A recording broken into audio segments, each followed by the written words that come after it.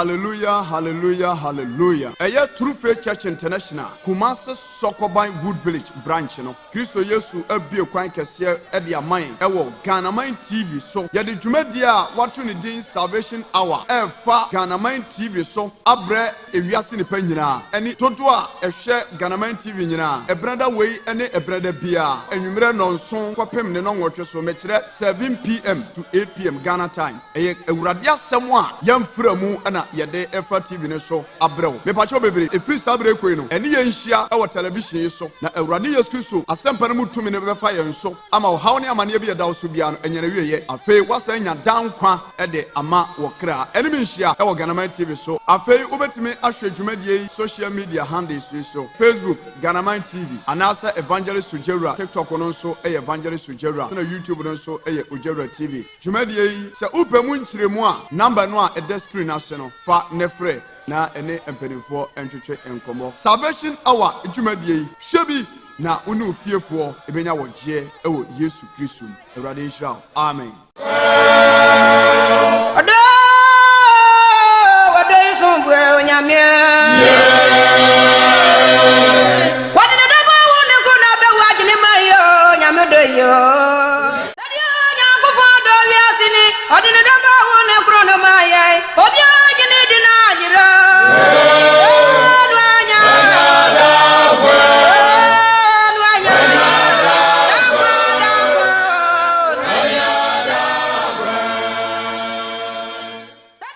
Hallelujah, hallelujah, hallelujah. Eye True Faith Church International, Kumase Sokoban Wood Village branch no. Kristo Yesu ebie kwan kese e de aman ewo Ghanaman TV.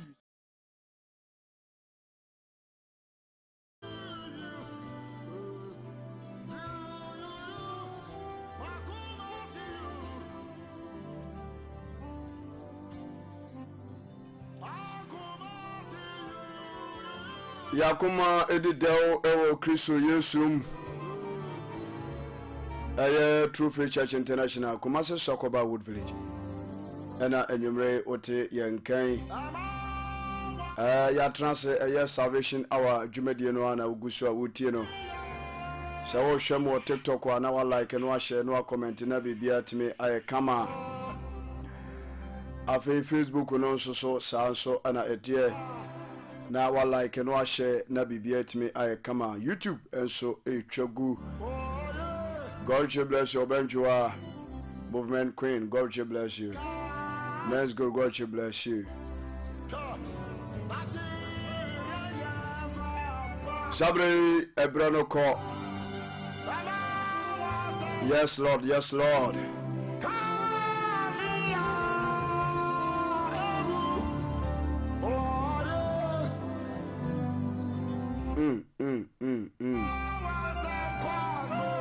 Francisca, good evening. Napum to say.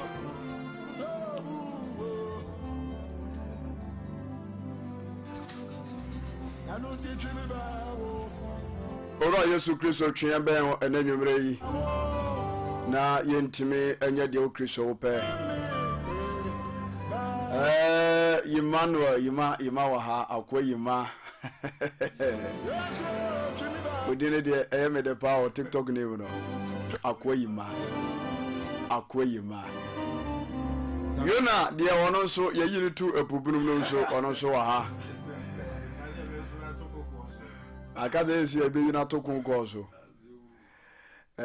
all right yemko and your message ne so Yona na pom to say oba dia dum ahoya pa ye da Kristo Yesu ase yuman so me jiri se Kristo adom ohoye dodwa yenemo ehia ewo platform kezi so Kristo asundwe enka adofonom nyina wo hwe ewo TikTok ene Facebook wa edini ba kope Evangelist Ujewura ena YouTube ni so eye Ujewura TV ye madofonom nyina akwaba dwumadie enam Facebook ene YouTube at the same time ene de Kristo aboaye ye wie TikTok live no playback no betime nya no Facebook akwahwe ama bibia etimi aye kama ena Kristo Yesu eye yadoye ema eye Ghanaman TV your first message e call so ewo eye studio ho enti se o hwe me na me pacho bebre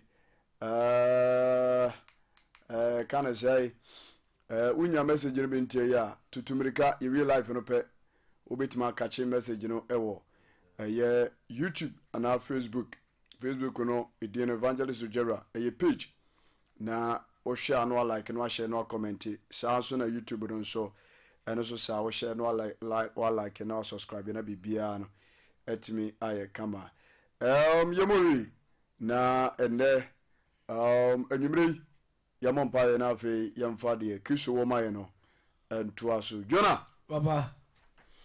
Good evening once again. Good evening, Papa. How are you doing? I'm good. All right. How was your day today too? Everything was normal. Are you sure? Yeah. Okay, that's good. I hope you have eaten. Yes, I've eaten. Okay, the time is up. So, let's pray. Pray for us before we start the program. Okay. I don't know me pamucho bompaye. Yanaja wasro and enumere esedanka wudin. And that was say ayope wadu no humo bro unko da so tiase say akrati asefu a shi udin kunkro so en monyam. Ebra so si etie utwedi ampo no mu asem so hu mobo fa bonem fom no mrato de eche. Nipa obekasa no so hu Yakobon senkani David ofanu mu akasa no makra nyina hu ye mrato ne ebone ase atwe hu firi mu ada nkwa ma obio ne mu anya da nkwa utumi nti bedi hene ne anhwa no nyam da. Amen. Amen. Amen. God bless you. Amen. Yada yenua Jonah Ashe Sir. Ewo empire sonko a wabo ede dwumadie no anim. Ebajo so on live no so a na wa share no comment na bibia timi aye kama. YouTube no so adwuma. YouTube no nyina edemu a adwuma gidi. Endi ye real life no pe TikTok ye wie pe obetimi anya playback no. Sir. Abotie na bibia tima ye kama. Facebook no so adwuma. Margaret official. God bless you. Don't show more YouTube and TikTok no. All the media handles. God bless you all. Amen. Yabon payeri. Na ene enumere nso ye to asempa no so. Na yabota ya yegusu a yede bo asempa no dawuro no. Mesra wo se Obama modena na watie bie. Sir. Efrise asempa adane da nyina no yede ban. Ebacho asem no enye yedea. Dabi. Ayo wura bi edea. Sanatie. Sha wura no ele bo wo no bo me. Sir. Ewiase nyina ne dea. Aye. Enti bomode se asempa no untie ne keke. Na mom ye nyina betie na yatumi ede abobra. Sir. Hallelujah. Amen. Ene masamo a mede ba no matu din se Berɛguo eya. Berɛguo eya pa. Berɛguo eya.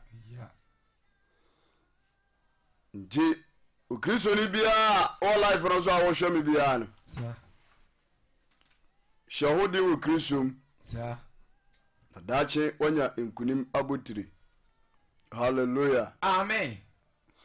Berɛguo eya Pa. enti isansa ima misraw so presidency ma na fanto aiwa 25.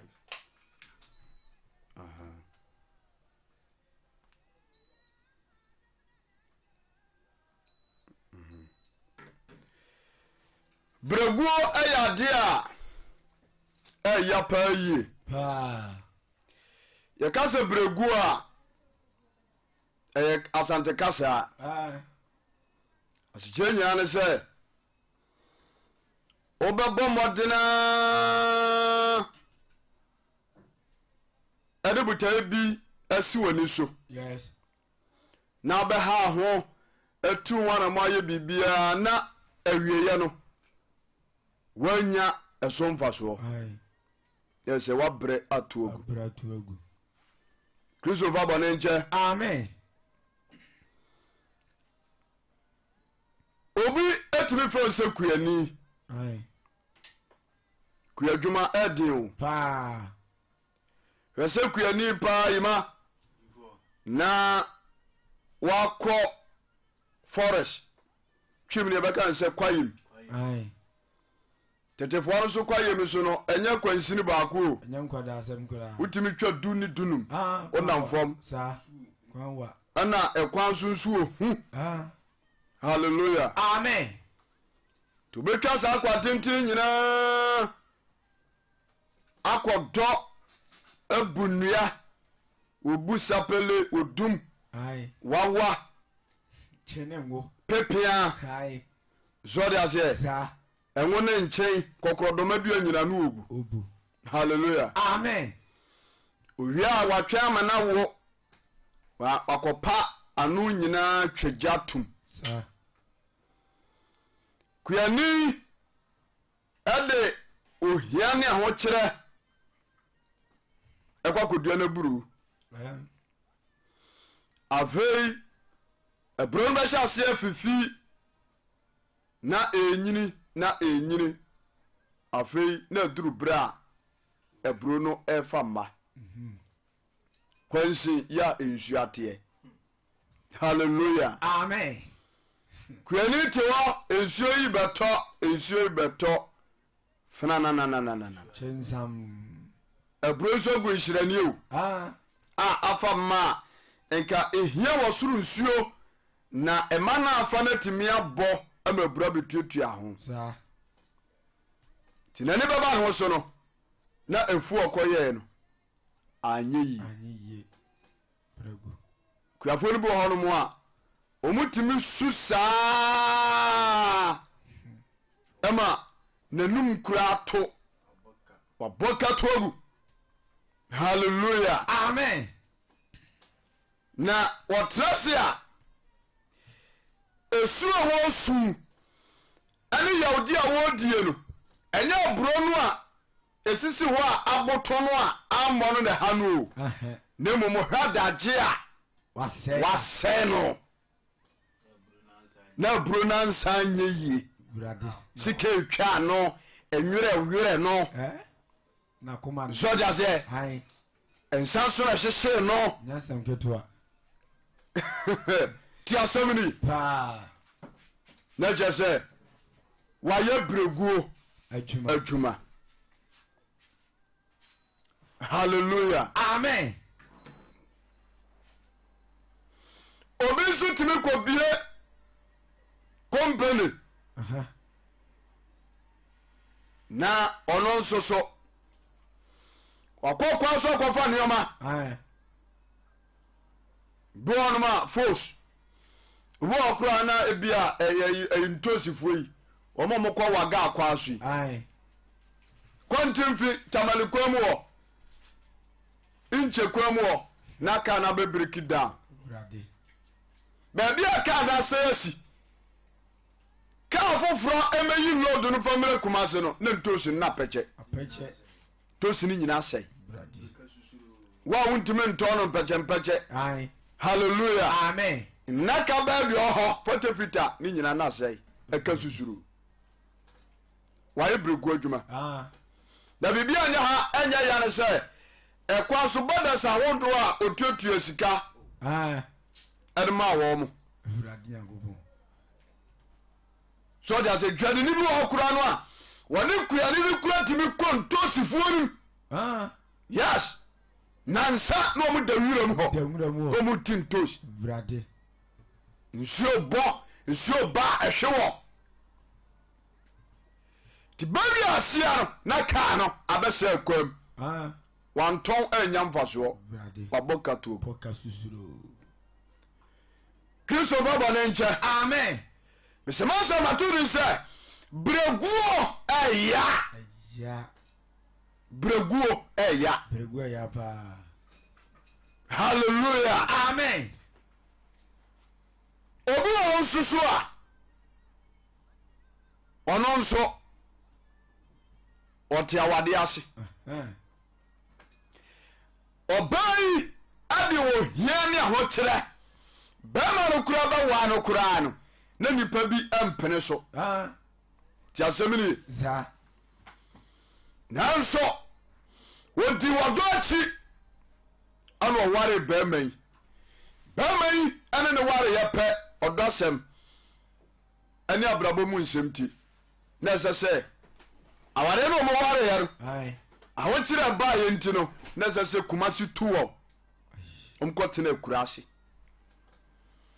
akura yɛ ase nso ɛyɛ baabi yɛdɔ kookoofuo halleluya amen ɔbaa yi ane bɛrima yi atumi akɔdɔ kookoofuo ama na ba sika bam aso dɔsɔ afise pɛkyɛ kristo mfa ba ne nkyɛ amen ɔte kookoo no a ɔtumi anya kookoo baage no bi a bɛsɛ duasa ani akyire tuma yɛ no kakrakra ne bɛrima yi atumi abɛsi kumase fie ɛde wɔn mma mpo akokɔ sukuu kama ɛduru berɛ a ɔbaa yi ɛbɛdwodwo no ho sɔgya sɛ ɛfisɛ baabi a ɔmabɔ bra no duro no yɛyɛ mu ano mu nam no ɛkɔwie ase a bɛrima no yɛhu biribi agu n'ani so afei deɛ nkora nketewa ɛna bɛrima adi wɔ nom akyi wie ba na ɔkɔ ɔbaa yi kɔkaa yɛ a bɛrima no sɛ wɔkoraa no woyɛ baalɔko ni baa manumu sa me wade woɔ na akora deɛ na ka me a me wade woɔ mentimi nwa wo bio bɛgya akwae kɔbusua fie halleluya amen atapadeɛ a ɔne ɔbaa no yɛɛyɛ ɔbaa no di nka ho wapam no wabu no kwasea halleluya amen ampa ɛbɛwie aseɛ na ɔbaa no de nsapae asa akɔtena busua efie wayɛ berɛguo adwuma mesɔrɔfoɔ a wotiami atiam ye berɛguo yɛ o berɛguo ɛya papa sɛ ne wɔ bi bɛhyɛ biribia sɛ paa ne yiom na bɛduru baabi na nipa korɔ ɛbɛyi wɔ firim ɛya kyerɛ biribiaa kristofo ne bɛbɛbɔ ne nkyɛ amen obi nso so ɔyɛ bɛrima wabɔma dena tete ne mɔ wuram tuma bie sɔ ɛde ama ɔbaa yi hwɛ ne kama from ss time bi wɔ kora bɛrima kura tumi de ɔbaa no kora kɔto adwuma mu bɔbaa mu ka saa dubra a adwuma totɔ yie a afei ɔpɛ sɛ ɔware wɔ ɔbaa no ɔbaa no sɛ wonya me type wonya me type wɔ sai ampa kikiri na wadeɛ no ama so ɔma bɛrima no bɔka to agu halleluya amen na adɔfo no ewiase abrabɔ a yɛte mu na ɔho adeɛ a ɛyɛ no sɛ wode buta bi bɛsi w'ani so na wode anigye no wahoɔden nyina bɛwuram na awieɛ no anwie yie ɛya kyerɛ biribiaa nhyira nka ɔba adeɛ ni amen berɛguo ɔya so ɔde aseɛ ɔbaa bi tumi hwɛ ne ba skul awofo bi tumi tete wɔ no ma ama mu duru mpampansuo bi wɔ abrabom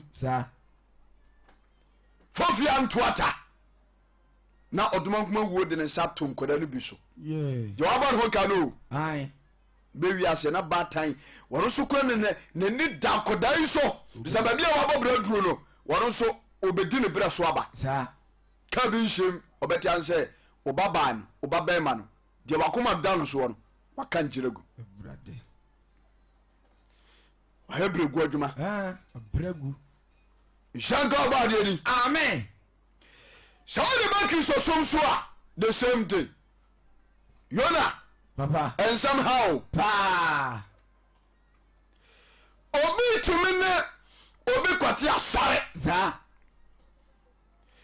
asɔre na ɔne ne bakɔ akɔteɛ no yɛbu nnua wɔne wɔ mo a foundation wɔne wɔ mo a hallelujah amen deɛ kukuhwe aseɛ saa bɛpagya asɔre asi hɔ kinkin ama animonyam ahyɛ aseɛ epiem epiem adɔdɔdeɛ nso hyɛ aseɛ ba ɛbɛwie aseɛ no na wɔn a wɔn brɛɛ no yɛyi wɔn ato nkyi te sɛ pupu a wɔda sukakye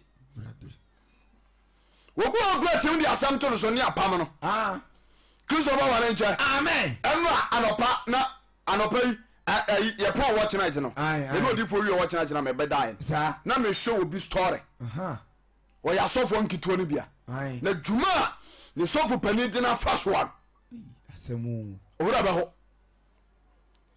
nhyɛnka ɔba deɛ di amen mesɛma sɛ mato ne sɛ berɛguo hɔ yi ɛya papa ɛti sɛ woanyɛ hɔ no a woantoto nneɛma yie sɔgya sɛ na kristo mu no woanyɛ mpabɔfoɔ a ade a wode hoa wura mu no ɛbɛwi aseɛ no na yɛhwa mu die saa faso bi ama so wonya mfasoɔ mfiri so saa meyɛ serious ana mete wɔ ne ma me ne wokasa no paa yɛni abrɛ ɔba life no so a ne wammetu ho ama me saa sɛ bɛyɛ nha yɛ adwen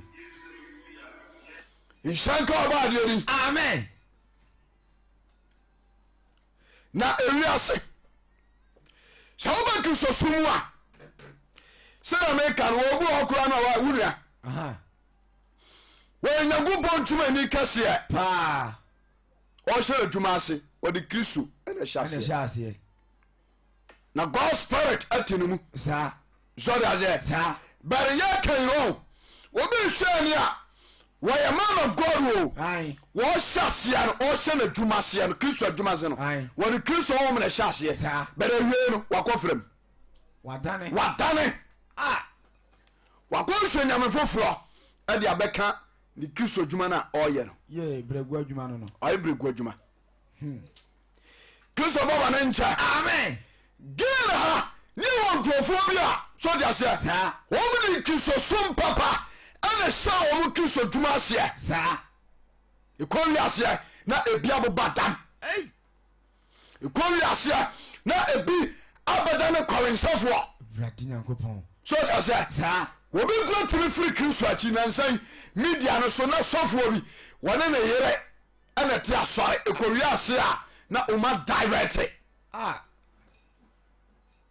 bɛkɔ ne ɔma kyikyiri wi obi a no ɔyɛ sɔfoɔ mena meka kyɛw wɔyɛ sɔfoɔ kura bible a wate asɔre a ɛdɔm wɔ ne naase ahokyerɛ nti wɔ so wayɛ sɔfo dwuma no a ne ho kyerɛ no nti wɔntumi bio kristo kura di n'akyi amfasoɔ ni so ada na mabɛsom kristo na mɔkyerɛ me sɛ ɔgya asɛm no ase ɛkɔ wi aseɛ na wagya asɔre no afei na ne yere a no ayɛ sɔfo maame no wobɛkɔ na center table so na ɔma kyikyiri wi sɛ ɔde aseɛ ɔmɔnom wi no ahokyerɛ nti sɔgya sɛ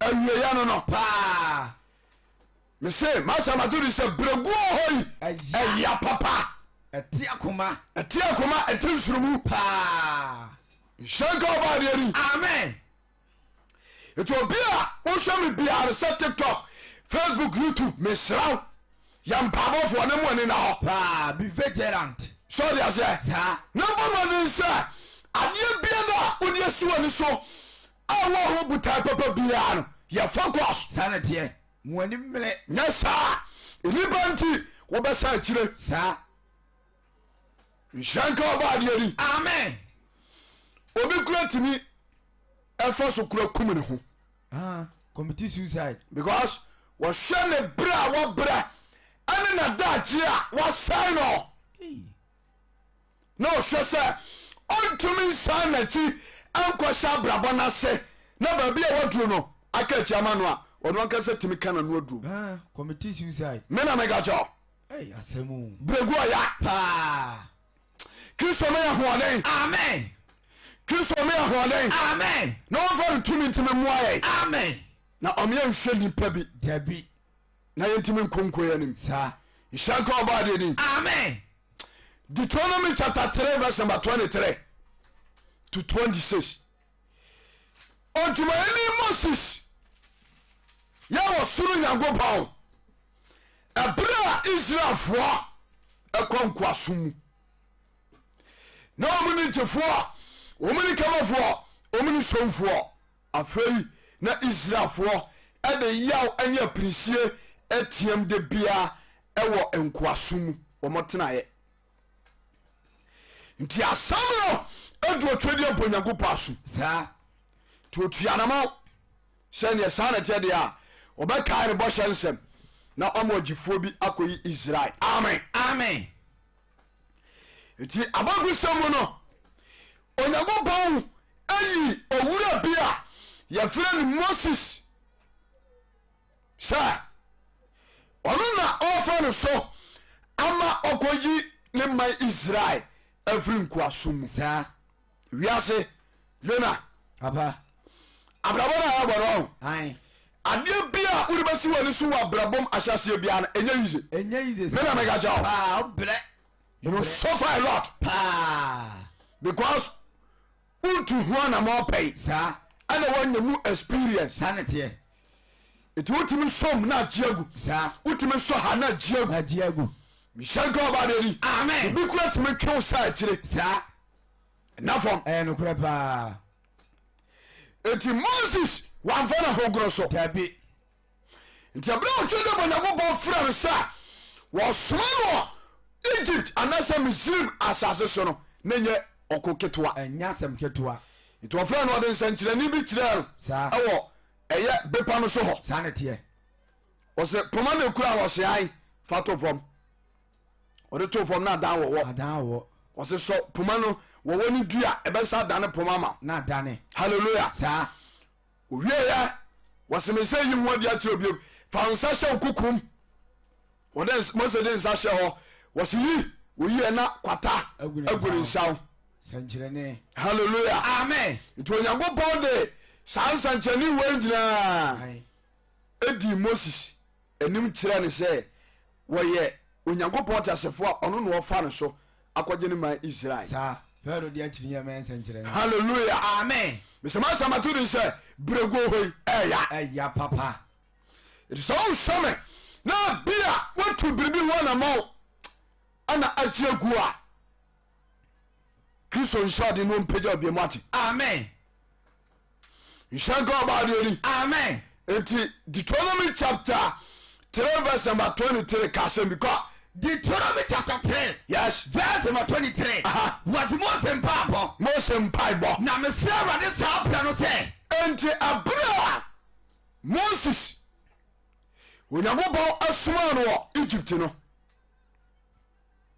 ɔkɔyɛ nsɛnkyɛnne bebree saa ɔyɛ bebree kwa sɛ ɔde asɛ saa ɔduru Misrim hɔ no a Onyankopɔn soma no ɔduru Misrim hɔ no ɔde ne poma to ɔdane wɔ hɔ ɛdane wɔwɔ ampa Farao ne ne nyankomadefoɔ nso yie bi ae bɛre Onyankopɔn tumi nso nti Mose deɛ no memene wɔ mu deɛ no nyina saa ne teɛ halleluya amen ɛno akyi Onyankopɔn ɛna Mose nsa so sɔgye aseɛ saa ama river Nile yɛ ɛwɔ Egypt no ɛdane mogya dane mogya saa ɛnam a ɛkeka wɔ hɔ ɛmo a ɛkeka wɔ hɔ akra wɔ mu a ɔmote ase wɔ nsuo no nyina wui ɔmo nyinaa wɔwɔ yi ama nsuo no ɛbɔn kankankankankankankan saa ɛwɔ Egypt asase so bia ntimi nom bi Onyankopɔn na ɛma Mose yɛɛ saa ne teɛ halleluya amen wode ka bra na mesrɛ Awurade saa berɛ no sɛ Mose so ɔsrɛ Awurade saa berɛ no sɛ Awurade Nyankopɔn Awurade Nyankopɔn wo na wofiri aseɛ de wo kɛseyɛ wo na wofiri aseɛ de wo kɛseɛ ɛne wo nsa yɛ den nsa a ɛden akyerɛ w'akoa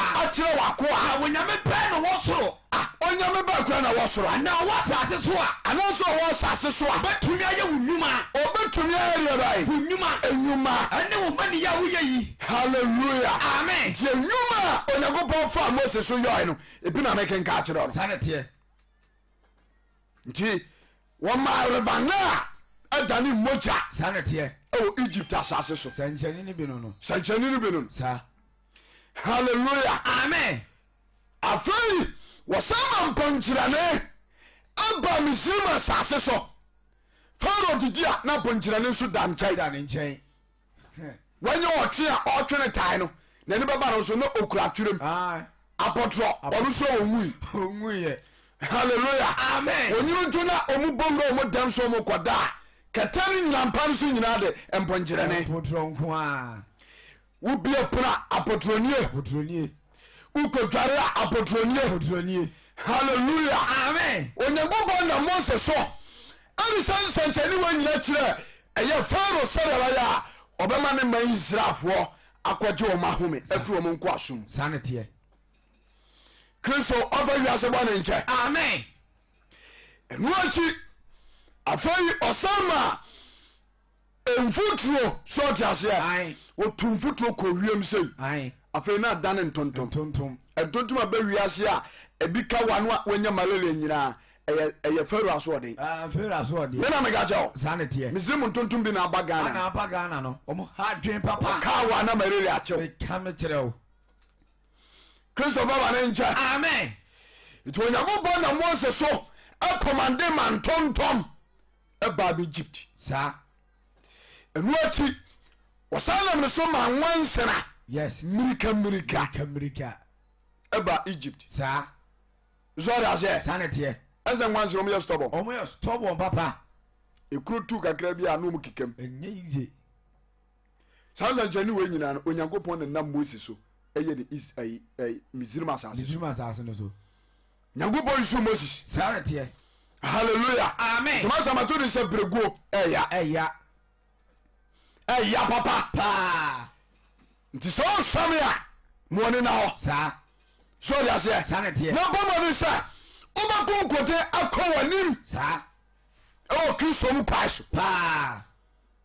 nhyɛnka ɔbɔ adeɛ ni daa amen ɛno akyi nso no wɔma ɛmoa wɔn yoma ɛne wɔma pɔnkɔ ne saa mmoamoa no nyinaa nso asoɔden a Pharaoh yɛ nti no Onyankopɔn na Mose nsa so ɛma Misraim mmoa nyina wui nsɔre asɛ wɔde ka ma mmoa no wui ansa aboa bi a wɔwuram bia wui hallelujah amen ɛno akyi wɔsan ma mpampabɔne ɛne yɛfrɛ no brooding water hallelujah amen ɛno ɛkye wo nsa a wo nsa timi koa mena meka kyɛ wo ɛtumi twa wo nsa nyina firi hɔ brooding water mpɔmpɔbɔne no hallelujah amen ɛno akyi wɔsan ma ntontom mɛ aba wɔnom asase so ɛbɛsɛ wɔ mu mfudie nyinaa saa nsɛnkyerɛnne wɔ nyina na Israelfoɔ bi nto wɔ mo dabi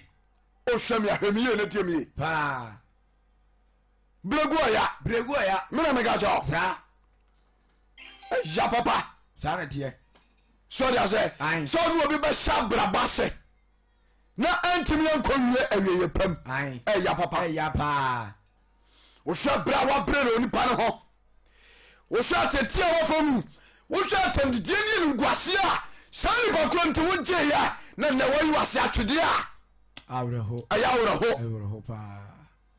nhyɛnka ɔbadeɛ di obi ntimi sacrifice sei so kyaseɛ ɛgya ne bibia hɔ ɛde ne wɔmbɔ afɔdeɛ ɛde ma adwuma kuo bi ɛfie kura no ɔnkɔda hɔ ɔpa no ɔda adwuma mu hɔ sɛdeɛ ɛbɛyɛ a adwuma no ɛbɛyɛ nkɔsoɔ nti kɔwie ase a adwuma wura apam no Kristo hu nipa mabɔ amen mesɛ ɔdɔfoɔ wo sɔ me na wotie me mene wodi nkɔmmɔ bi wate na Yesu Kristo wɔwɔ bɔhyɛ nsɛm bi a ɔde ato hɔ ɛde ama me ne ɔmieru enti sɛ ɛfa nipa bi so ama wona mu kuraa no sɛ yɛyi wo totwene na sɛ Kristo nni mu na wɔmpaa wo a ma wɔne nyɛ mena meka kyɛ be excited in Christ gyeme so amen ɛntutu makyi no Onyankopɔn na Mose so akɔmande ama esum kabii ɛba Misraim asase so ɛno kɔ ano akɔpem hallelujah amen ɔkɔ no akɔpem sɛ gwan na wasan wakyi brade wetimi pim we na wetimi pim we but asere nke Nyankopon say Israel ba bi Israel fo wo no na de bi omunya han yes power Nyankopon tumi no sanete hallelujah amen enu achi no kunkum omo makai ni na ofa Moses aso hey was Moses me yu Nyankopon prekope sa e wo Pharaoh ni domani na ma yero nse odifo so that say it will kunkum omo makai ni nyiro na Moses so enu achi omai Israel anam enkwasum sa efri Egypt no on bedru epokoko na no the rasi yes Nyankopon na Moses nsaso abai apum ama Israel fo mu koi senchani ni binzu ni ona Moses so na ye ane ye maza nyankwada asamo nyankwada asam kan sa no hallelujah amen so sha tete a Moses fa mu a nipa bia nu hono a o wasaze so a obetimi afade Moses fa ni nobody obia ntimi nyina no me na me ga cho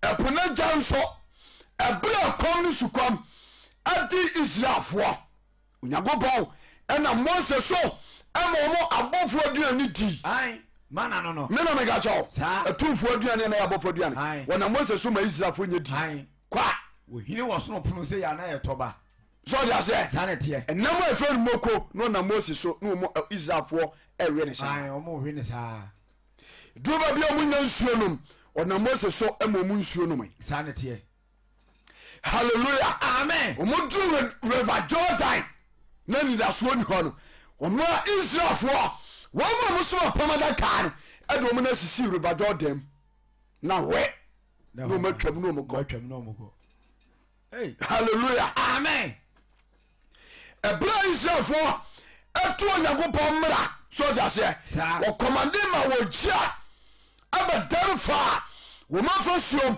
ene wo sira bam Moses koya na ko pataye ema ejanu dumye sa okoto Onyankopon 40 days 40 nights emransem dun sa hudo mienu na say 80 days Onyankopon na ma Moses ekoye sa o adwuma pa Israel fo nkwaje enti o mu nkwaje enti Christopher Banenche amen sama to de say Berɛguo eya pa na ewia se obi a wontimi tina ekodro yeye na wotintim so shom amanyamu bian wona Kristo ebo no kuruma botire sanete it is all show me na so wo Kristo mu a mitu gire wana jowat na mu woni na ho sa na Kristo Yesu o nkwaje bi de manama amen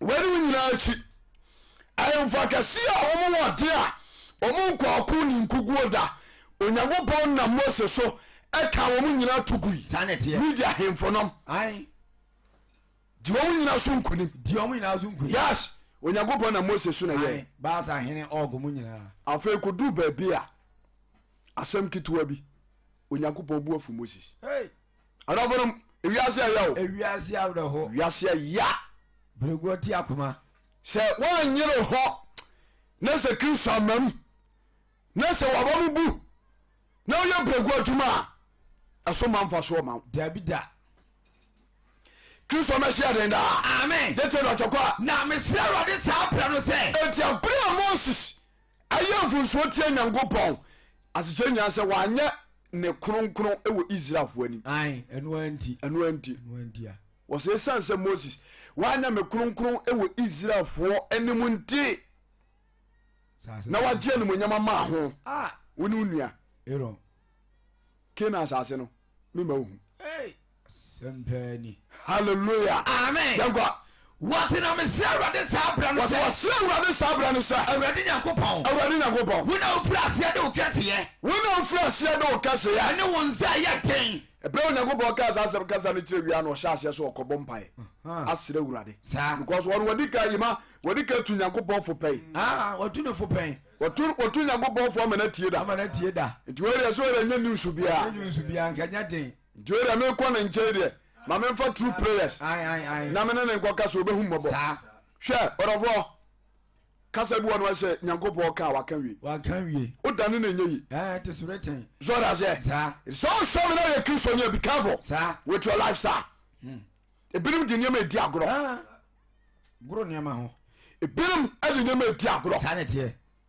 so won show nyama so mi ye so won so Kristo so ya ade kinto bi betimi atwawdi afiri nkwagye nwomani me na me ga cho no kure hwemani ye ade kitu me na me ga cho Ishaga baderi amen jento dr kwa awurade nyankopɔn we na mfiri aseɛ de wo kɛseɛ nti abra Moses onyankopɔn ka cha ne sa enya dia sa mama wo wonasi bɔhyɛ asase ne so no na Moses kɔ pa akyɛw sa wɔse awurade nyankopɔn nti ɛkyɛw pa no mu no wɔse awurade nyankopɔn wo na mfiri aseɛ de wo kɛseɛ wona mfiri aseɛ de wo kɛseɛ ɛne wo nsa yɛ de akyerɛ w'akoa wɔn nsa a ɛyɛ dɛ ayɛ bai akyerɛ w'akoa akyerɛ w'akoa ne onyame pɛɛ na ɔwɔ soro na onyame bakora na wɔ soro anaa asase so anaasɛ asase so wɔbɛtumi yɛ nnwuma ne woma ne yɛ bie yɛ nsɛnkyɛnne a wona me so ayɛ no Israelfoɔ nyina nim yi obɛtumi ayɛ bi hwɛ korakora fa so a wopako ɛpokokom hwan ne betimi ɛma Israelfoɔ fɛn obie ntimi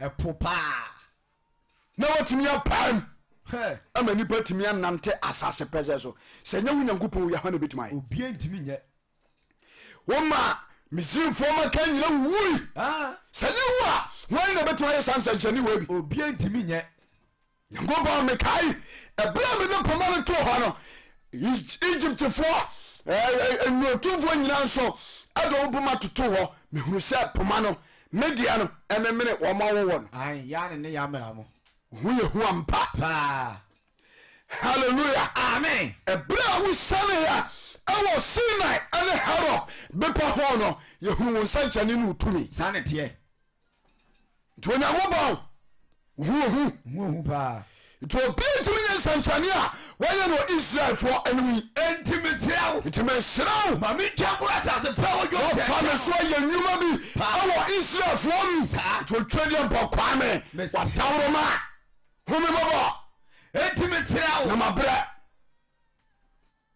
mese Berɛguo ya paa nti brother mebisa wo sɛ wogye Kristo mu yi na wɔne nya aseɛ yi nti so wobɛtumi akɔwie no awieyɛ pam anaasɛ wode nsuo ɛna bɛkra wo Nyankopɔn wie ne asɛm no ɛhyɛnka ɔbadeɛ ni amen ebi akɔ ne basaa o yona yima mese ebi akɔ ne basaa akɔ ne basaa obi Nyankopɔn sɔfo a na odiri de Nyankopɔn asafo ewi ayɛ basaa sino wieyɛ akɔyɛ basaa asɛm Kristofa wane nkyɛ amen wɔhene Solomon mfiti aseɛ no na nakoma ne Nyankopɔn mu nyankopɔn mu na na ɛteɛ nso Bible sɛ ɛkɔ wi aseɛ na Solomon a ɔkɔbɔ mpae ma Onyankopɔn yi ne ho adi kyerɛ no na ɔda bosomfie ha awie a ɛhu papa ɛdi sɛ wonsɔre a ɔho na sɛ Kristo adwuma mu no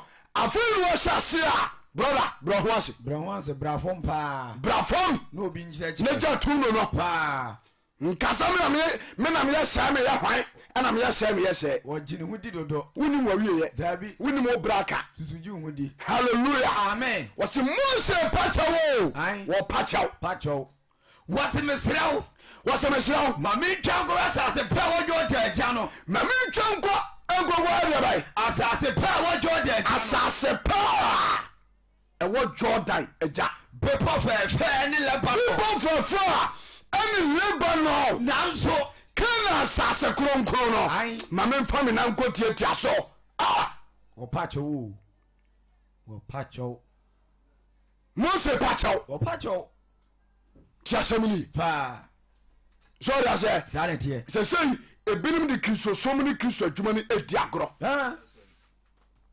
mena meka kyɛw kɔtete soma sɛ kɔbobɔ nkwase adwaman owie a na wɔsa aba Kristo m sɛ wɔyɛ Nyankopɔn diifoɔ ho ɔsere papa ku ne yere ato dɛm hyɛnka ɔbadeɛ ni amen sika nti ne wakɔku ne yere akɔ frɛm ɔde bɛyɛ nsɛnkyerɛne wɔsare baabra to so wɔde baabra to so Kristo ba bɛtɔn sɛm da nipa so Berɛguo ya paa hallelujah amen so man of God o Moses difoɔ bia ne ho a Bible so wɔkyɛn no zɔde asɛ Moses hwɛ dwuma Onyankopɔn fa na so yɛ agyina yize so ta sɛ hwɛ dwuma Onyankopɔn na Moses so yɛ na ɔsɛ woanyɛ me kronkron ɛwɔ Israelfoɔ anim nti obi timi de Kristo din kotwa nkondombo onzuro me do Nyankopɔn sɛ o de Kristo din no o de kotwa nkondombo kojo obi sika wajo obi asase wajo obi yire firi nsam so de ase wajo obi kuro firi nsam wadede abusua ntam busua go no akotam Kristo fo be bon nchaw amen se Berɛguo eya pa e ba ya wura wo sa wo ba saw pelu atachia acha Kristo fie na tamu da wanya nkwa eya to be shameful to your soul sanity Shanka obadieni amen nti ebinumu a modi Kristo sum di agoro no munya careful what abrochimam watu nyam juma to atwene abroche de nsum Kristo oba abroche dia asore nfatu baabi fatu ye pesika it's about business hallelujah amen na revelation catch us say ebrebi basom wontwane agyawu wodwetane usika ho sa entime nyo nkwanso what the wiase achi what na po nkwaje Christopher Banencha amen then to the Deuteronomy chapter 3 verse 25 what you say was intimate intimate mami tango asase power to the mami tango asase power I want to the jana na men ko tietia so kwa people fefe ani Lebanon no nanso munti awurade bu fu me hallelujah amen Mose kan se monyina no otinani anu osu bema ba Mose bonani anu osu su kra Berɛguo etimi ba mini hey woman of God emu kom Mountain Sinai ya mefuro ya 40 days 40 night na me ni di no munzu munti mo Israel fonti na me hia bepo so ajo Onyankopɔn mra nsam de abramo enamu munti kena yese ya mame nkobi se wo hwe ya nipa be siw kwaje kwai me na me ga jo no kure orvo so mo Facebook YouTube TikTok se wo hwe ya e be fa nipa be so ama nkwaje abo asabre hu pa me na me ga jo hu pa kwa sorry a also na fufuo bi kika nsam metira okru dojiri kwa sorry sorry ase bari na fonti o ba so beba empra twinti o ma da o de fanye medi agro na ya tie mu so no kasa na edi adanse etie nipa resource mo na sase Jesus say pa onipa unianu yi abi se de obatia no Kristo amoya ka kire sa de obahunu no Kristo amoya mu ohunu sa Shanka obadieni amen kana mini akwa verse 26 yes nanso munti wasina munti awurade bufu me awurade Nyankopɔn bufu ni mos wantie me na wanye de bai wantie me hallelujah amen so you tumani na ohwame a yoni babu okro timini ne sofo yakwai onu ankaza nim sa ne sofo yakromfo tesa bini ono gele nim sa sofo na odi na chi no wo yasa wo kromfo pa wo kromfo for one adwuma mo ye sofo na ye nhihya ho nhihya ho pa brabeka say wudi sofo ye chi you know by yourself say leader na odi na chi no wo kromfo but wudi obedi nti uda so di na chi one council da ana ye say wo shase no udi nyamsuo na shase o but say wadan wa Berɛguo no sorry awko e udi ho ko gang bi ensa wi na onum so they say ensa de na onum say namnamfo bi so say otume wi ensa night club ya mfro okura no aduro o wisie nipa nti hallelujah amen kanina nim kontompo twa so they say but wo ma do wo ko bo wo mo a say so no mo nam no say so ma tiro say de twa kontompo untimi kan kuro bio okoye lie adwuma wada kontompo ni hallelujah amen American doctor wakowuro say adwuma say yetia no nyina no so obetuma nya sika pa je so de abortion kan nya sika da so kwa sare kwa sare pa sa suba we no binimu dabi bari wo dini pa bi enche ma say wo ba ya abortion killer o ayarsabia hu tumi abetra mu praise God amen so one second one tree asoja say no one time ba bia wo fifi asanse sa atamuda obekojim mo se de na ye asase so bo hye ana Onyankopɔn de hye wo mu to ono won kodu hokura no ɛnɛ mose ɔwɔ paradise sanete ɛno nti na yesu baeɛ no ayi bepɔ no so wɔ no wɔne elia bɛyi ne ho adi ɛde kyerɛ no sanete nti moses wammara nto angu wamra nto angu but kene asase so a no ɛyɛ asase so honam deɛ no ɛna wɔmfa ne nan ankɔsi wo Berɛguo yi obrɛ to gui hyɛnka ɔbadani amen nti saa na mene omia no so no sɛ yɛanyere yɛ hɔ na yɛ nko nkotɛn sɔgya sɛ ɛwɔ kristosoma kɔntwa mu a yɛbɛbrɛgu adwuma paa yɛdeɛ ɛnyɛ asase bi a ɛda Lebanon ɛna wɔde ahyɛ yɛbɔ dabi ɛyɛ heaven no kuronkronkron sanete yɛ atene ne tim saa wobɔtene ne ɛbra wosuro nyankopɔn bɛsi dan kɔ hɔ sɔfoɔ nkyɛkyɛ bɛ na de kyɛkyɛ nsɔre ma kuro no akyi nkyerɛkyerɛ nko a asɔre ma wohwɛ me bibisɛ wɔ sɛ nkyɛkyɛ bɛ na asɔfoɔ no wɔde ma wɔ ɛde wobɛkɔ nkɔm anasɛ ɛbɛma wɔkra nkwagye ayɛ den wɔkyerɛ nna wasɔ dɛm sɔfoɔ kyerɛ sanka yesu kristo din amen ka wo biam yɛnkɔmi nea nanso mu nti wɔsena mo ntie awurade po fuu me awurade bu fuo me na wantie me na wantie me na awurade ka kyerɛ me sɛ na ɔtwe yi bɔka kyɛ moses sɛ ɛdɔɔso ma wo ɛdɔɔso ma wo ɛnkɔ so ne menka asɛm yi wo biam halleluya amen authority na ɛkasa tumi yi kasa ɛberɛ a mose gu so a wɔkasa no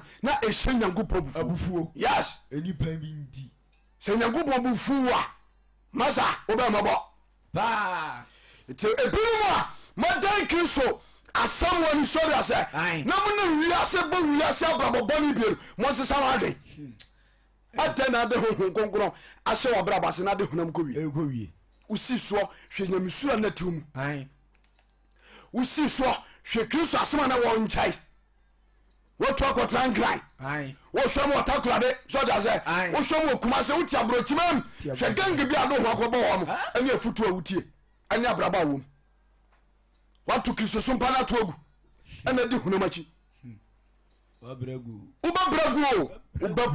wobɛbra to agu brɛguo nso ɛna ɛyɛi hyɛnka ɔbaadeɛ ni amen kawo ne neankɔno nea verse number 26 yes nanso mu nti na mo nti awurade bo fuu me awurade bu fuo me moses na wantie me na wantie me ne na awurade ka kyerɛ me sɛ ɛna awurade ka kyerɛ me sɛ ɛdɔɔso ma wo moses ɛdɔɔso ma ɛnkɔ so ne menkasa asɛm yi ho bie ankɔ so ne menkasa wɔ nsɛ wei hɔ forokɔ pisga so bɛbɔ ne da wo no kɔ na ma w'ani so hwɛ atɔeɛ na ma w'ani so hwɛ atɔeɛ ɛne atifi fam atifi fam ɛne anafoɔ fam anafoɔ fam ɛne apoeɛ apoeɛ na fo w'ani hwɛ na fo ani hwɛ na Jonathan yi deɛ na jordan wɔ paadeɛ wontwa halleluya amen hwɛ kwan a onyankopɔn de moses faa so brother kristosoma kwantuo no ɛden ɛden paa sɛ wohwɛ me a agye sɛ ɔka sisi so paa na ɛnwono ɛte sɛ kunii no ɛnyɛ yize hwɛ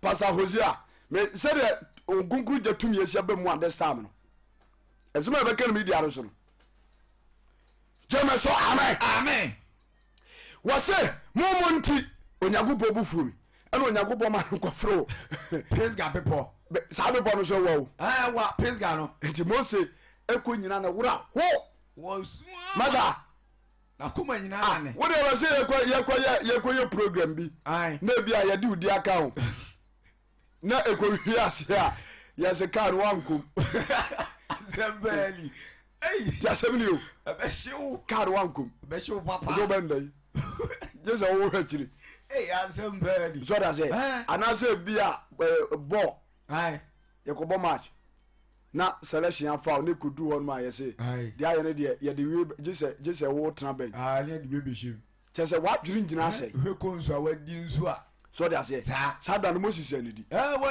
ɛfiri da onyankopɔn ka kyɛ no sɛ n'ani bɛhuru Canaan nansi hɔ no ɛfiri hɔ na moses ntimi ne di bi afei na ne so te halleluya yɛnkwa verse number 26 yes muntie awurade bo fuu me onyankopɔn bu fu moses na wantie me na wantie na awurade ka kyerɛ me sɛ na awurade ka kyerɛ no sɛ ɛdɔɔso ma wo ɛdɔɔso ma ɛnkɔ so ne menkasa asɛm yi wo biem twitwa saa nsɛm no so forokɔ pisga so kɔforo ma ntansiri na ma w'ani so na ma w'ani so hwɛ atɔeɛ ɛne atifi fam ɛtifi fam anafoɔ fam ɛne apoeɛ ɛne apoeɛ na fo w'ani hwɛ na fa w'ani hwɛ na Jordan yi deɛ na jordan yi deɛ wontwa halleluya amen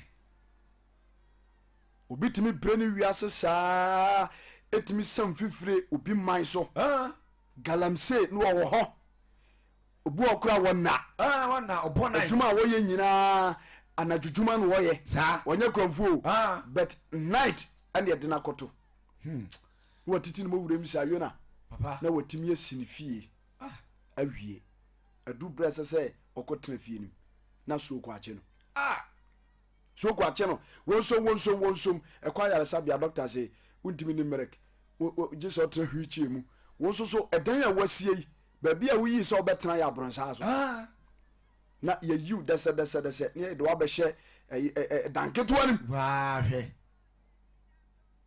so that say obi kro timi hia no kwanhia wu we enjoy life why Berɛguo adwuma abrepo ntwa so aba se oba bre moja ni pa ye bribi na wontwa so aba ya che bibia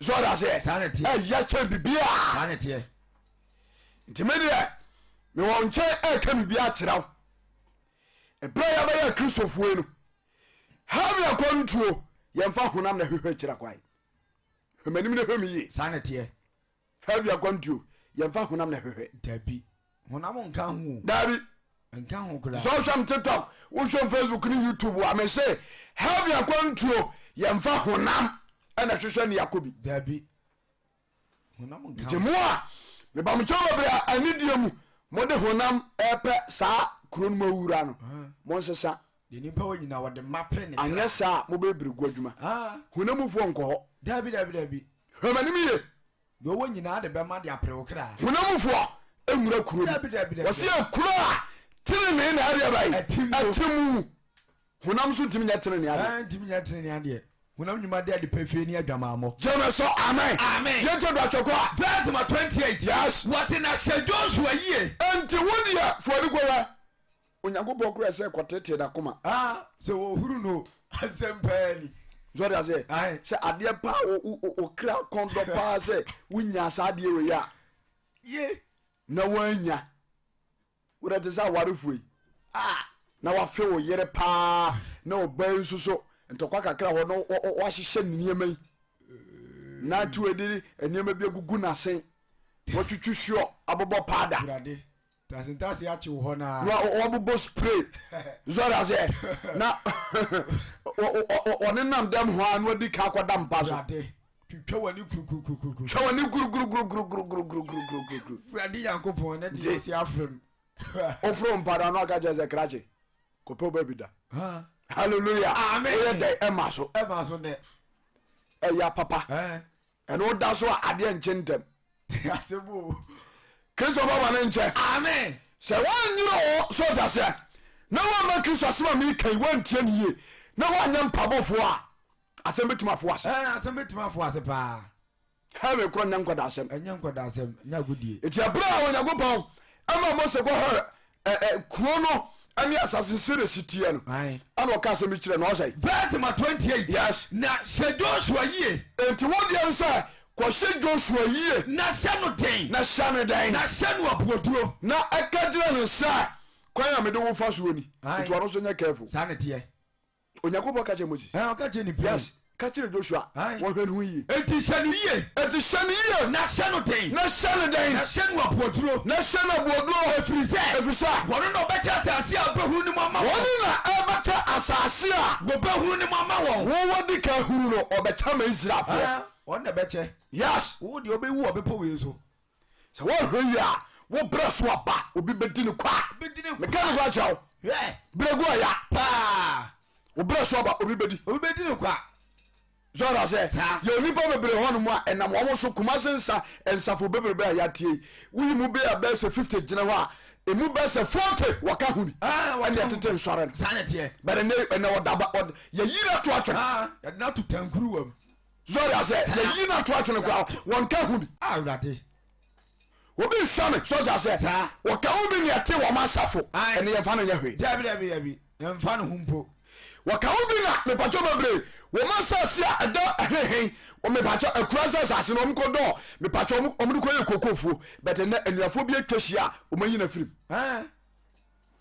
semu tia semini pa wiase asetra eya pa na ade ya wura wo samene sa se unu obi be ya dwuma bi so ja se na adu bra esesa nka won so no wusu timi enya biribi na kuma toya mu na se ni pakro na che se wajimi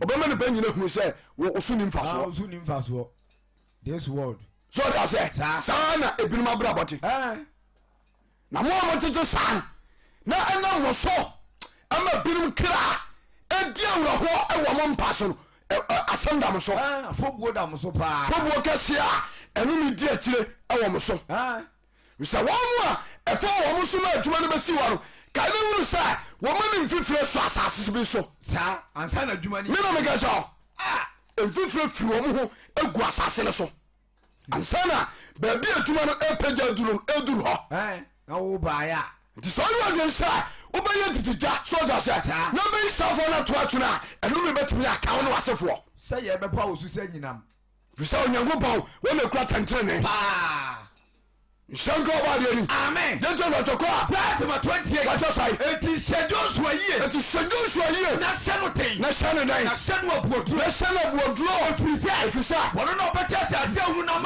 Ever chance I see Mama Isafo. Now you tell point Shalimu. Hallelujah. Amen. Because war was for yet me Yango. Sanity. Was sorry yet ya. Me was soon. What for me, Mama? Open when your mamma.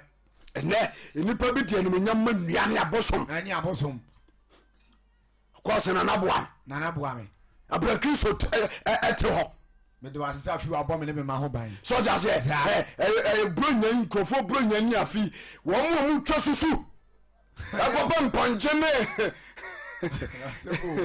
anan ehu pa ore koma enso na da no mfigire ho no ai toto ngosua ni kodu akogu na komo de nkwada ofie toto ngosua ni nkwadu na komo de nkwada ofie kwadia be di nkwadu asempani Kristo ba wane nche amen enti Moses ampa munemu asase a onyankopon eka ho asem ne kire wo mo a edu ba bi kro onyankopon ka se Moses ma etwe ho na mkum Israelfo na mfa nye oman wona me de asase ne be ma wo na me 16 no na ekowi ase a afedie onyankopon ani abre Moses so se Kena asase so o ma ne nko arofrom Berɛguo yew egu ya nti wo life no so na wo hweme a ba wadwen po se sedie ebeko bia no obegina ma Kristo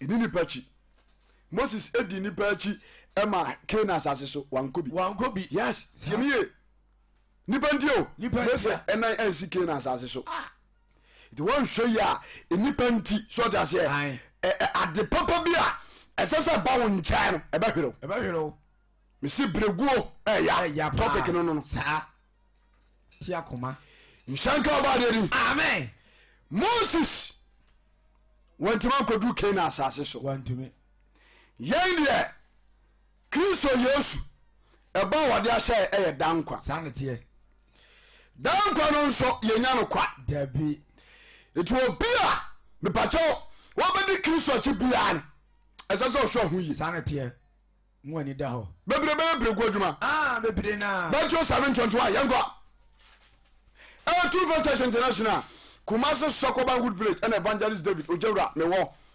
Kristo bia kwai de amame wo Ghanaman TV ebeneda bia 7 pm mete live ameka Kristo asemo Ghanaman TV so sanete do abetima adwane ye na bibia kama ifere bia watch night wo ya sore ya meme dan ya sore sanete ukuya na bia ya mpabo baba beto osofo odifo sabaka ni Jacob Beche woni adifo ni nyina wa ha ene asore ni nyize mamam ijetuato nyize tumi so that's it nyankwada asab dabi shanka ba de ni amen bebre Berɛguo juma yete do atoko Matthew chapter 7 yes verse 21 what say was it osetie enyu obi a wose me se urade eti Yesu Kristo ba en anu obe reveal secret sa ebi na Moses ekoko ye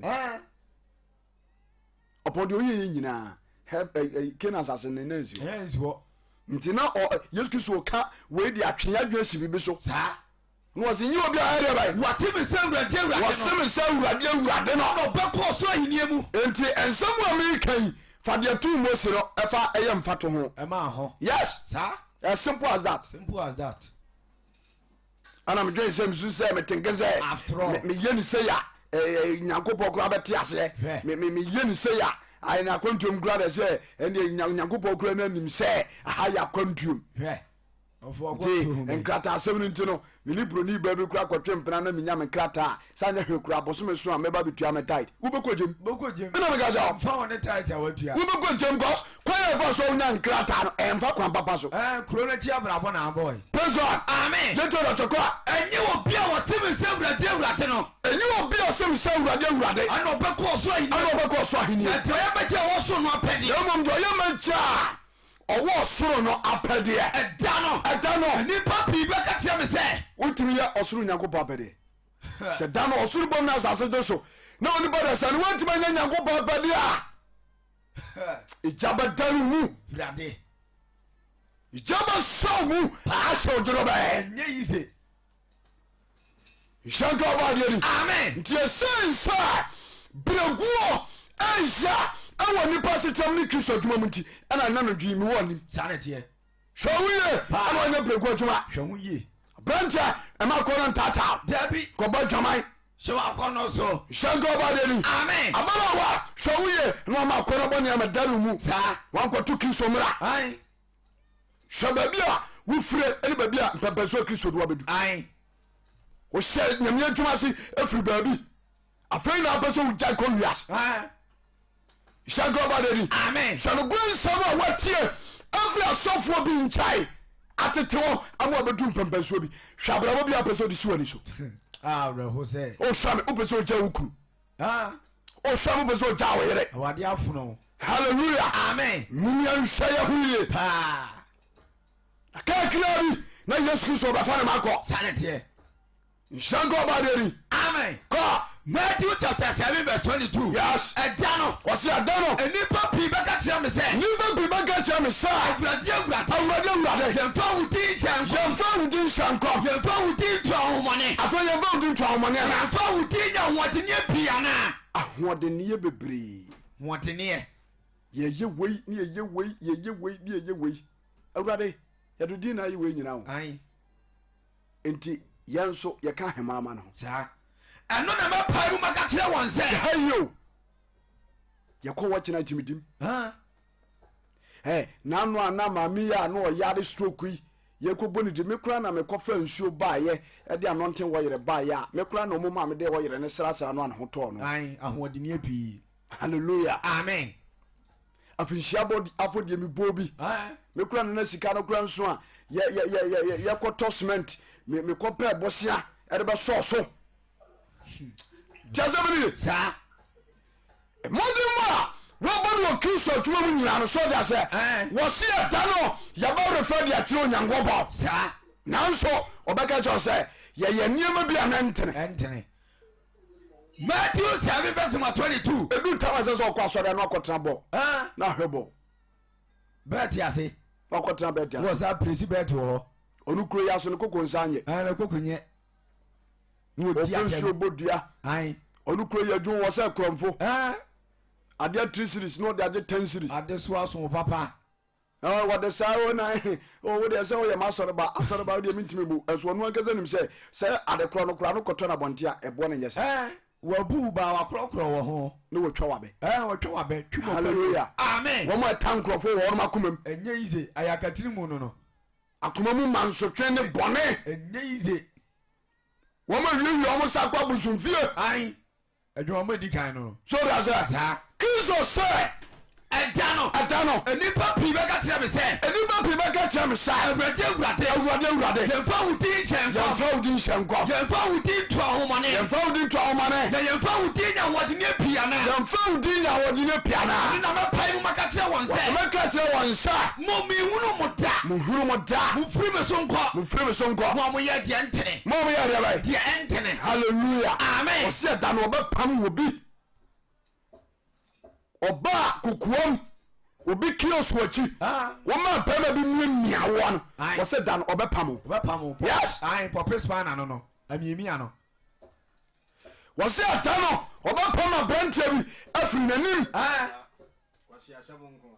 sɛ ɔda sɛ onya branya daje etimi wuro ne shirt gu ne kwa kodi solokulam kristo ni bama ya ko evangelism ahon kwa da what the architects for fan be wuro ne shirt gu ne kwa na onam street so school mu no ohye jama ai no tata ma to ai sewa yabo sewa yabo sewa baby da yabo sewa every baby na yabo sewa yabo hallelujah amen odem kwasa jomsa no de awie school ai no tata ma to ya kwa evangelism na oda won koda praise God amen na wo mo homoni wo kristo aduma o kwampa so ebeye enye hallelujah amen what's that no ba dey bai what's your dano nipa pi be ka tse me se nipa ba be ka tse me sa awurade yemfa wudi nhyɛ yɛmfa wo di nhyɛnkɔm yemfa wudi ntu ahomane afa yɛmfa di ntu ahomane ana yemfa wudi nya wɔde ne bia na nsɛnkyerɛnne bebree na nam yɛ so ayɔ ɛno na mɛpae wo maka kyerɛ wɔn sɛ ka kyerɛ wɔn sɛ mo mehunu mo da mewuru mo da momfiri me so nkɔ hallelujah amen ɛdi yɛ nsɛm no a wonya fa nipa koro wɔn de bi ka ho a woma nipa no sɛnde sika baeɛ ɛbaeɛ no ɛda no ɔbɛpam ɛda wo so ɔbɛyi wo ato atwene paa te sɛ dwadini bi so sɛ akɔdi dwa na nneɛma a anya a ɛfiri dwa no a wɔkɔdie no wɔyi tugu selection nka gyeme so amen nti na asɛm no bɛto di sɛ berɛguo yi ɛya nti brada a wohwɛ me sinsa wohwɛ me agya ahobrɛsɛm metuufoɔ kristo asɛm yɛtuufo tie hwɛ yie ɛne wɔmfiri kristo asɛm woahwɛ ase sane teɛ na berɛguo hɔ yi ɛya amen kɔ ɛno na mapae mu maka kyerɛ wɔn sɛ mɛpɛ maka kyɛ wɔn nsa mehuru mo da momfiri me so nkɔ moyɛ deɛ ntene na ɔmyɛ yɛbae ɛntene nti adeɛ bi a ɛntene bia so yɛ bɔne saa yes enti obi a wɔte mo asɛm yi nti obi a ɔtem asɛm yi na wɔyɔ no na wɔyɛ no mede bɛto abadwe ba ɔtoo n'apan hallelujah amen wode mfɛ no wɔnsi hɔ nti adɔfonom yesu kristo ɛde nhwɛso yɛ mmae moses dwumadi a wɔdi yɛ bebrebe nyinaa no kristo kora mfa hu no mmɔbɔ ɔsɛ wodeɛ mɛs ɔpaakyɛ wo moses o ɔpaakyɛ kora nyankopɔn kora hu no mmɔbɔ na wote hɔ sɛ adom na ɔde bɛgyeɛ nti one save forever save ɛna wodi nkwase asɛm akyi ogoagora ntewo sa nkwa sɔre di nkwase asɛm akyi saa ɔkɔbɔ transa gye so ɔkɔhyea nsa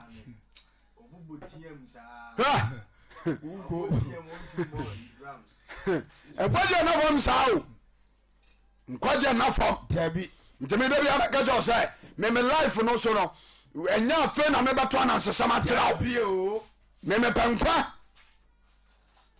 gyeme so amen ɛyɛ two faith church gyiri kɔkɔɔfoɔ na ateɛ nka no woni asɔre bi akɔ a mekamfo gyiri kɔkɔ ama wo brane nsom kristo nya nkwa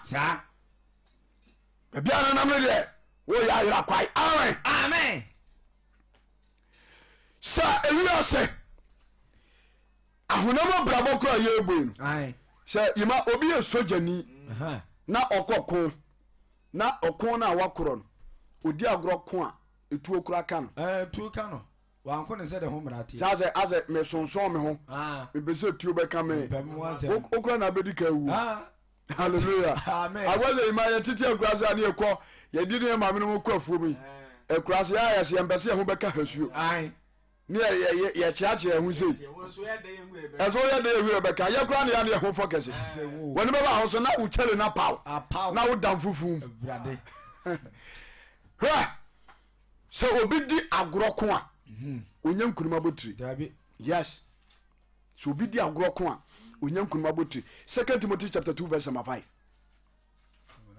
2 Timothy chapter 2 verse number 5 yɛgu so ɛka nyame asɛm ɛnkyɛ mɛpɔn ɛberɛ no ntim twitwa so ntɛntɛntɛntɛntɛm 2 Timothy chapter 2 verse number 5 yɛnkɔ 2 Timothy chapter 2 watwɔ sɛ verse number 5 na sɛ obi di agorɔ ko ɛnso a nti Paul na ɛkyerɛ wɔ ha sɛ kristo adwuma no a yɛdi akyirɛ a yɛyɛ bi no saa ɛyɛ akodi o ɛyɛ ako ɛyɛ ako ne yɛko ako ne yɛko no hwɛ okristo no biara no fa hyɛ wadwene ɛyɛ ko yɛne satan na ɛko hallelujah amen it was say 2 Timothy chapter 2 verse 5 na so obi ti agoro kon so a enti okunu a eda ye nimu no enya hunamu kon za on say Ephesians ne wose nya hunam ne mogya na enya ana enya ye ne mpani ni atumidie enti Kristo adwuma na yafa ye nyina ye di akire a ye koba no eyoko enti se wodi agoro kon a enti se obi ti agoro kon so wodi agoro kon a wo mo ne kunimje botire adese wo kono se de ho mrate adese ho de right wo kono se de ho mrate eye heavy akonto ho asem na Paul kan ya sanete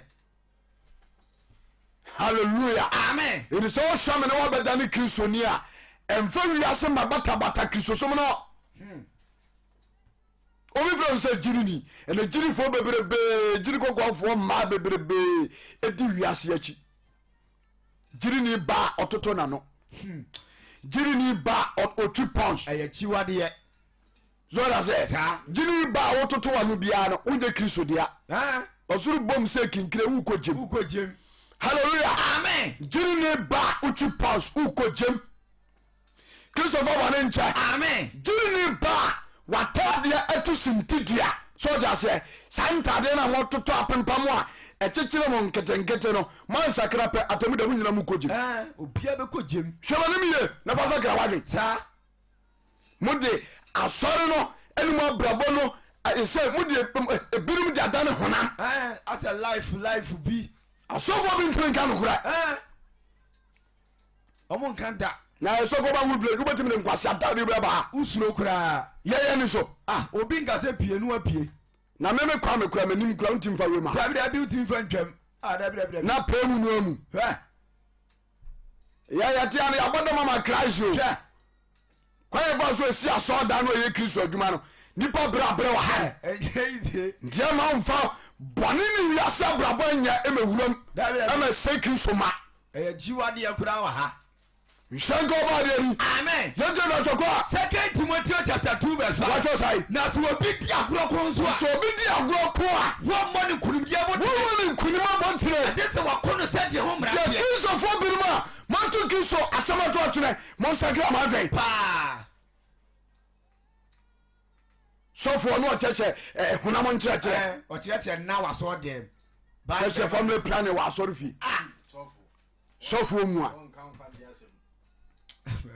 no sɔfoɔ no kora ɔsa we nakora nakɔda no ɔfa no de bia ɔfa no sɔfoɔ ma na matena sɛ mayɛ nhyehyɛeɛ sɛ asɔfoɔ a ɛka ho nyina mɔtuo mɔ ka adɛ na mpɛ sɛ wobɛtuo mɔ ka woyɛ meeting a na yɛde lesson brɛ wa wosi wedeɛ monti sika no so wei sika no koraa onya wɔde yɛ dɛn na sɔfoɔ mu a na wɔn a na wɔn yɛ adwuma no a na wasa tete obi asika so abɛn nipa no deserve emim no sisie emim wɔgye title no ano no nko afa ɔyɛ mim papa yɛde aduane ba fie asɔre fie a na ɔno nko a na ɔde agu ne kaa na ɔde kɔ ne fie ɔno nko a na didi ɛyɛ nti na baabu sɛ ɛne yɛ nyina na ɔnyɛ koba yɛde bɛbatam wom wode fɛ ne bɛgye akorɔ yɛhinta nyinaa nso me na meka kyɛw averɛpo no ɛbaayɛ a nipa no ɛde berɛ no ɔbɔdin sɛ wone wɔ nkoro adea ana wogye anate ana wohwɛ ayino 200 Ghana no ɛhyɛm baa aduɔ hɔ ana wotare ano ana wode to wayi yɛka no sɛ wo faalem 50 million paa no no nko afa mɛboa adwuma nso woanyɛ bi na de to wo faalem saa wɔ mu book ketewa bi no na ade ma wo yere na odidi kan atamu da wobɛyi ano paa Christopher wane nkyɛ amen ne to dɔsɛ kɔ 2 Timothy chapter 2 verse 6 yes wɔ kuafo a wɔyɛ adwuma no ɛhɔ no nka nwe kama me 2 Timothy chapter 2 verse 5 yes na sɛ obi di agorɔ ko nso so bi di agorɔ ko a wɔmmɔ ne nkonimdeɛ bɔtire ɔmo ne nkuruma bɔtire ade sɛ wɔkɔ no sɛdeɛ ho mmarateɛ hallelujah amen yɛkɔ evangelism no ɔsoso ada wobɔ hɔ no afirim woyi hɔ no afirim yɛkɔ evangelism no a wopɛ no a wohu no wada sɛ sram nti webɛhe bɛkɔ yie yɛna mema salia ɛsɛ de biana meka kyɛ odifoɔ lagya na ɛtetewe yes wɔne ne yɛtumi ma no pressure saa wɔ evangelism mu ɛsɛ afei deɛ koraa dɛ moma mo ho tetɛ mi dodo hwɛ tam no nso ne afrɛ sɛ ma godfather tam no so yɛkɔ he ne yɛne apɛ location yɛsɛ yɛkɔ ha mene no bɛyɛ nsɛnka akyɛw evangelism a yɛbɛyɛ no kumase bɔnten so no masa ɛnyɛ nkwada asɛm nti yɛte konso anim saa yɛna nya honam ne mogya sɛdeɛ nipa bi no mewo nkonkoro amama nnante ɛfiri santase kumase yɛafa fam akɔ fe so akɔka nyamesɛm aba yehu ase fa fam no kɔ pirikyi bra wobɛkɔ anam sɛ ae menamfo mfiri santase kane yɛasɔre dan santase baabi ana fɛ serɛ wɔ mefa fam firi santase ɛbɛtwa mu wɔ bantema ɛti si ayi swam runabout ɛti si makro ɛtwa mu fɛn so ɛka sɛ ahenkuro ɛkɔ fɛn so kɔka nyamesam menamfam mesima womakye tere kristo se kɔ wobɛkɔ anam sɛ ae zɔra sɛ nti yɛna adwuma no a yɛayɛ no ɛnyɛ honam ne mogya saa wo message a meka no a yɛyɛ watch night ɛna ho nkonkrono no a no ɛde topic no berɛ me twiriwei yɛfrɛ no di yɛ nsɛnka ɛde me wode ho totomi a wobɛti zɔra sɛ obi no nkwa mefa so sua ma adeɛ nti wode ho totomi a you will fall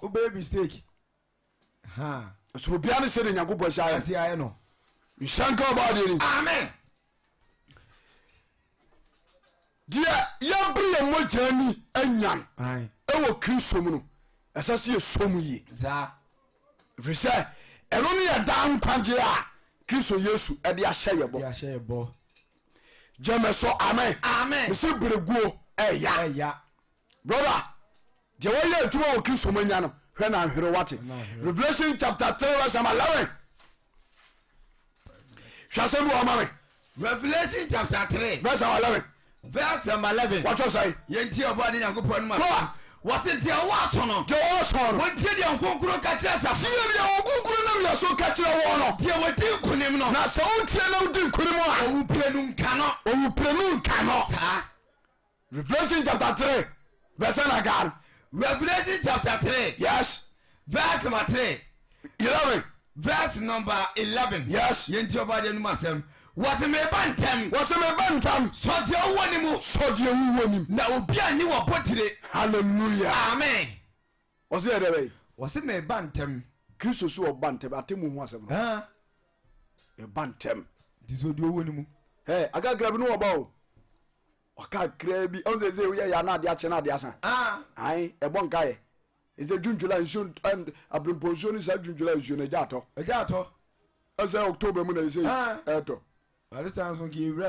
yes ɛnɛma ɛsesa atemu de adu hɔ wie na abɛni bɔ ma wobɛfa kristo woyɛ maba amen enti ɔdɔfoɔ ɛberɛ a mene mmienu abɛyɛ kristofoɔ a yɛdi kristo akyi no sɛ wodi nipa akyi a wobɛbrɛgu adwuma wohwɛ me nipa nti sɛ sɛ woayɛ adwe sɛ nkɔ asɔre biom nipa nti wompɛ sɛ wobɛka nyamsɛm biom nipa nti wompɛ sɛ wobɛyɛ difo dwuma biom nipa nti wo so woagya papayɔ nipa nti wo se ade pa a kristo de ahyɛ wo saa no wonyɛ biom woahwɛ wobɛyɛ brɛgu adwuma because obi adwuma ɛbɛda adi ɛwɔ gyem jẹmẹ sọ amen. amen. ne tó lọtọ kọ. Revelation chapter 3 verse 11. yes. wasi mẹba ntam. eti sọdi owó ni mu.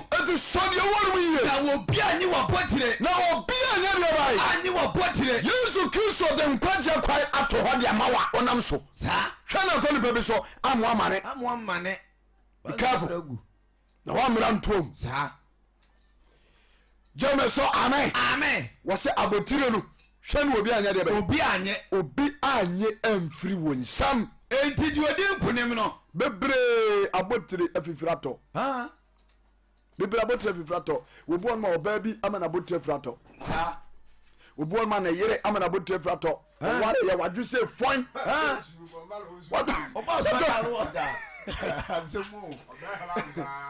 yima sɛ wutan nkɔ yie na sɛ wankɔ wari wɔ a nkonkuru ti ni mu a. wogya nyina na dum mena mɛka kyɛw we jiri ni anu ko jan hyensuo obey o sen katemole atunkum sa enkati ayasa afra mu unti tesi do bia ha se do ware so no mompa yi a abonsafo ni tibi hwodi no makoyi obaba ifo bia ma se da ba ya edwuma na Kristo de asha so diminye bebra ma o mabotri na fifrato ye se urade se on kenya yi amen obon ma no ye urade dia sa enso hunamu niema binti niema agensemu ena revelation no etuefo se me bantem Kristo so obantem enti so de owo ni mu de owo no somuye na obi anyi wa botire enkwache de a Kristo de ama no somuye sa na obi anyi no kura Kristo de atena otakyerema so no hweniye pa emu obi mfa wiase ani muade bia amagye wa botire no kronkro ya abraba uwom no ba dia hwemi bia no unim somuye tremu sa sa wo mane so you know yourself pa besi kwantri ni sa hallelujah amen come on me Revelation chapter 3 verse 12 yes enti di odin kunim no enti di obadi nkunim no maya ne fatu mi nyankopɔ asɔre dem wasmaya ne fadum ewo nyankopɔ twedi ampa asɔre dem na won fira ti biom heaven hasam no sa ne tie hallelujah amen ebremi Peter eka bonsam ema Peter aye Berɛguo adwuma Peter yene Peter nka bonsam amena aye Berɛguo adwuma Luke chapter 22 verse 31 kabonsam ema Peter aye Berɛguo adwuma yehwe ho asem ko Luke chapter 22 yes verse number 21 yentie oba 22:31 Luke chapter 22 verse number 31 was a Petro pa hon kom se yenko was Simon what on say Peter eya no se urade ba bia be ko bia medi wachi because na Peter do Yesu Kristo no do no pa ofiri ni kra nyina mu na do Yesu zora se sa ena bonsam ena dwen se obema Peter ye Berɛguo adwuma obefa niema bi so sa na se bonsam ye bebrabrabo be se ahyase nya din na awie na din obi hyase ye ene wode aworeho akoda obi hyase ye enfonsuo bi a woyeye ana ade bi a wo menani na ho ntino ene ni bibia asai obi kura bobra de chese abrabo no wo gina so pa eso na de odi to duane de kura wonya asemu oba bonfom bema bonfom ni nua bia bonfom ni kunu bia bonfom ni sofo bia bonfom ni difo bia bonfom ni wofa bia bonfom wonu ankasa na wofo abonfom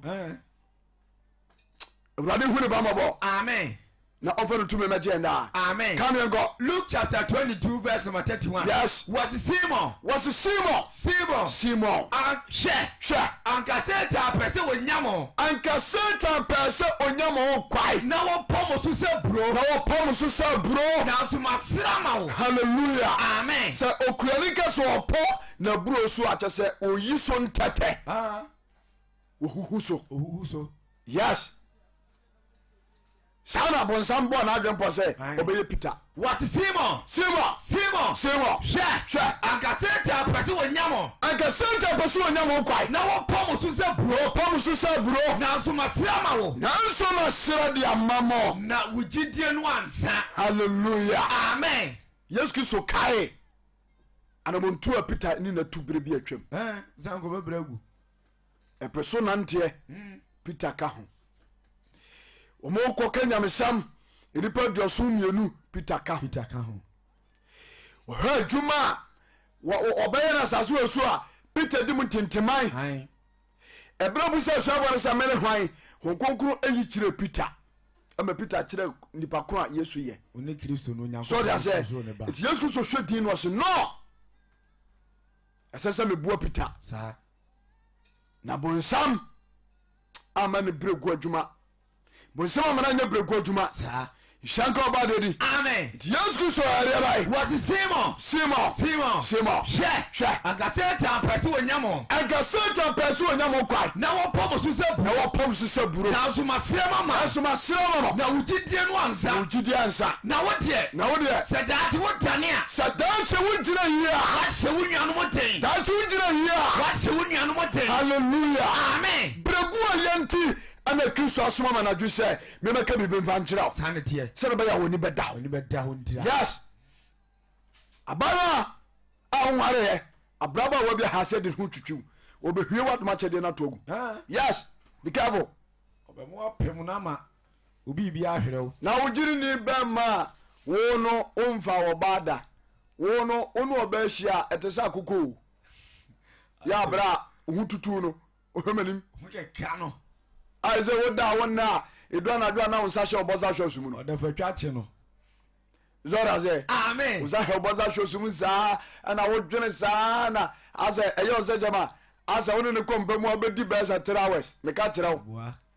1 minute kura wunya. Me ka no gba kyerɛw. 1 minute wunya. Asemini. Nto pa enko ho. Hwinim. Bibian. Ayem gwase na to. Shanko Badedi. Amen. Yanje bato komunia. Wasena asoma sirama ma. Wasema sirama. Na wujidie no ansa. Na wujidie ansa. Na wodie. Aba. Woda. Masirama. Na wujidie ansa. Ye kasa bebira ba mu abu. Bebira jidie ansa. Jidie no. Kristo ntu ejidie m. Amen. Because kwanye nipa bi di nipa bi fashion. Enyize. Awra ho. Se nipa timi sanachi ekosate abrabo no na ye hia. Kinipa bi betimi asa wo no machi. But watch etwa ekwana nim de bia. Manachi. Shabra safo on kai nda. Amen. Ba bia ye mu wo biada. Kristo di mu onyini mpieda. Amen.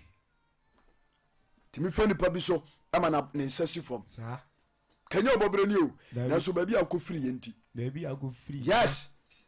Ba bia akofiri yenti ana ma nyema bia ka hye. Nanso ebepam Kristo be pejaw hwanu wanye Berɛguo adwuma nyanka obade ni. Amen.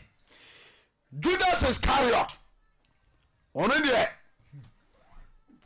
na prabo ensiniye Peter onya ogye so da se eti Peter ne bre anye kwa ene Peter or paradise wadodwo no ho.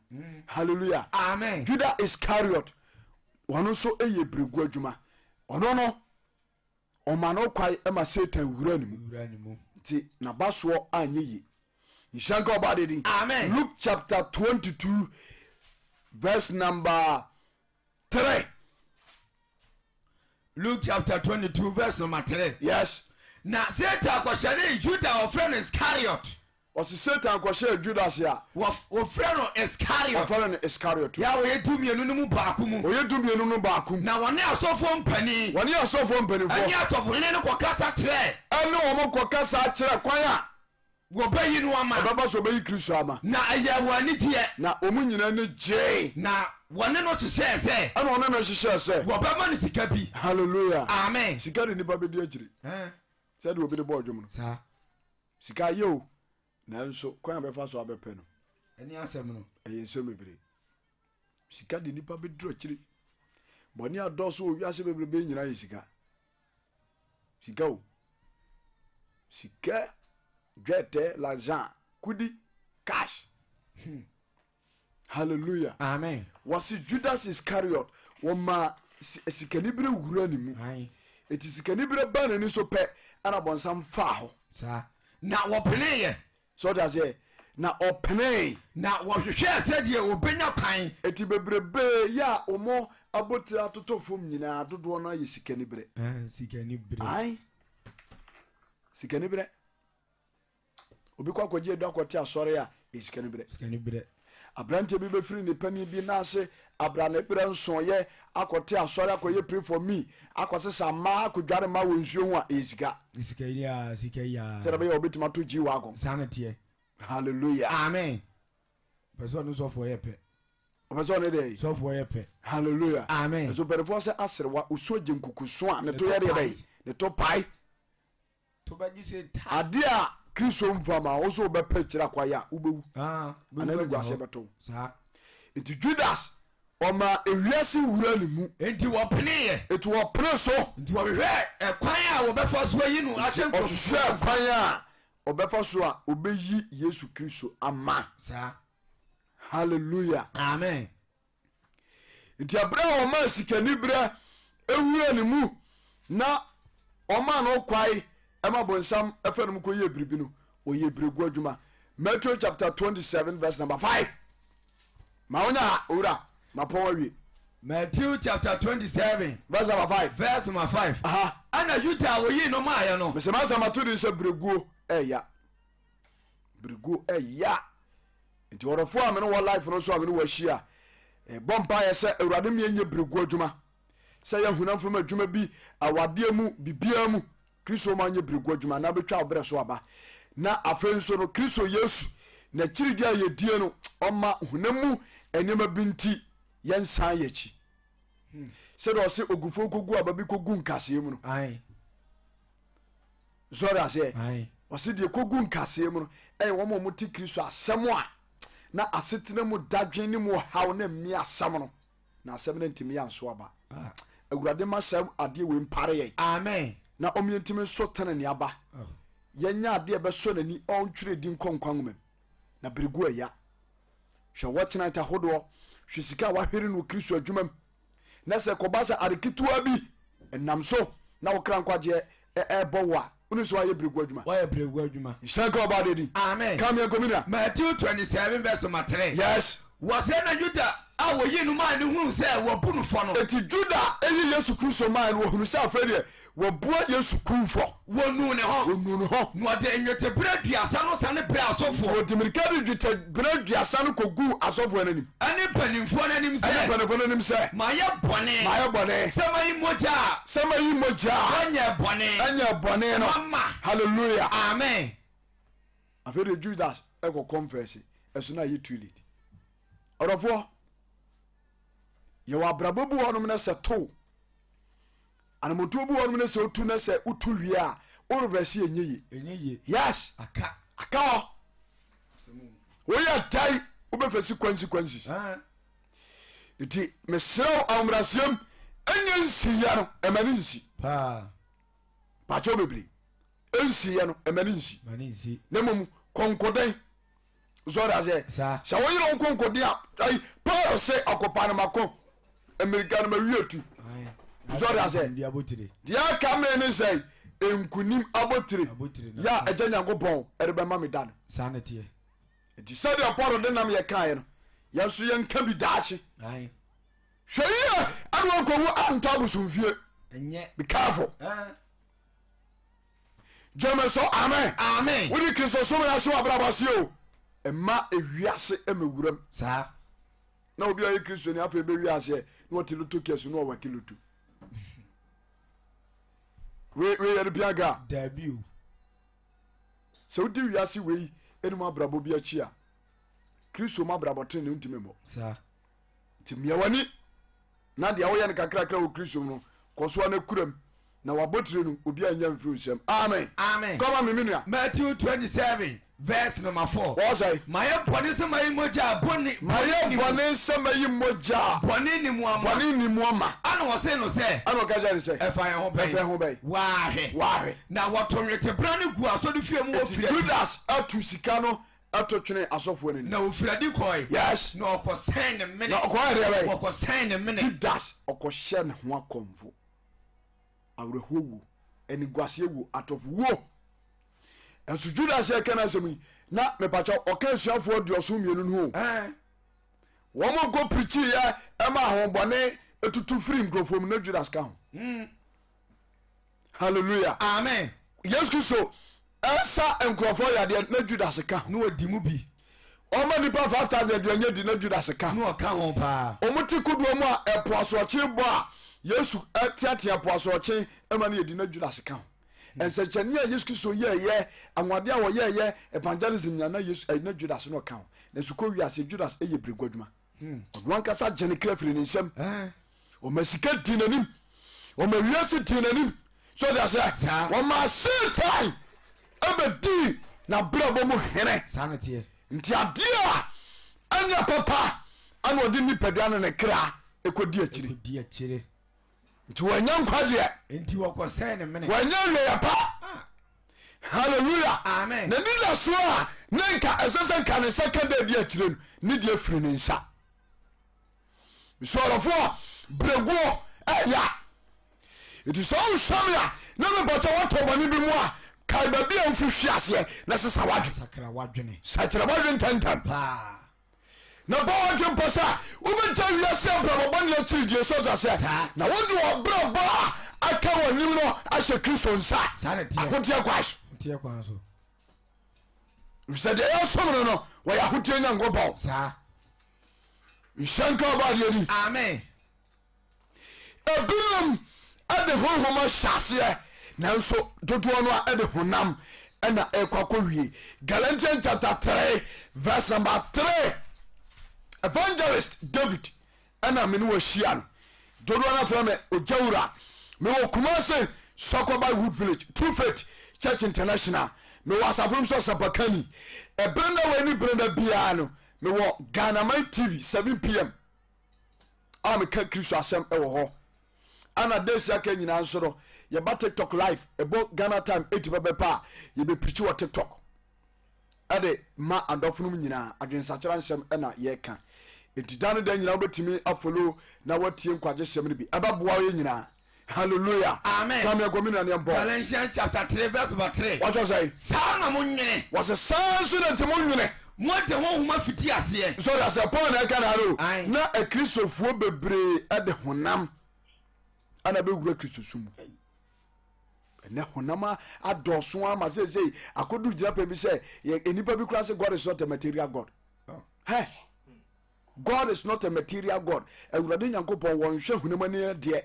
Hunama ni ade anya enka hwema no ito obebese timi hye mini skirt no akota so revi namsum yakomam na enya wakomam na eba wutirim se kwasha tare tiatia adwene na wunya se kototo ano no efiri na ba nye wakomam enimi asa 17 hours yakoma wo e kontompo ne esi ade nyina. Hallelujah. Amen. He say bibia ba honam asofudie kura ne esi a honam ne yade fie sofudie kura ba honam ana yesei dodo na pam onkonkro afra so revie wo mo di fu e konsoda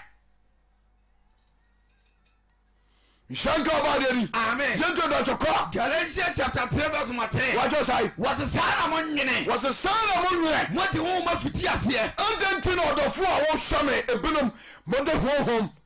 Ashasia. Now afraid. Now afraid. What the Hunamu here? Now what the Hunamu go ye? Moon Sama near you qua. Ah. What making so nazi from Quetta Brim? Shall come out do. Crow Hammy, we are Jidini. What bless authority ye for her, ye kwa her, our machinsenka, a move what tonight. I saw with the man acquire me de bacono. I said, what tonight ye? A move come. Zoraze, a move come. Enwa ye did not, enwa da bay. Enwa Tuesday. Enwa Tuesday. Aye. Ye young Baba Bona Tremoy. Aye. Ye did not come on night. And then so the same thing. Same thing. So I say, last week you do the same thing. Yenidi. Bressa. Hey, who be share jiri ni bia na football so bia no pem babo. Opem babo. Me na make ajo. Juju no kwa sori anu wadidi. Was ye fa ye fumpan hyem ehya bai. Ye hu ye nyina ye futrantra saa. Ye nsunu nyina bobapo empabo nti. Ene watch night. Eno a watch na je yima ye yampon for. Yampon for. Ano pe yamfan baba nto aso. O gaza onkunkunu ni tumi no ye nya no kwa. Ye nya no kwa o. Hallelujah. Amen. O so da no didi ada o gaza Kristo tumi be banje. Dabi hwe ye didi enu onom. Nya didi enu onom asem. Aha. Honhom ko. Nshanka Yesu sori. Amen. Eti abaforum me de masem de bere wie. The person ka che Kristo manyina ne se ebra ya ba wiase asetran we mu no.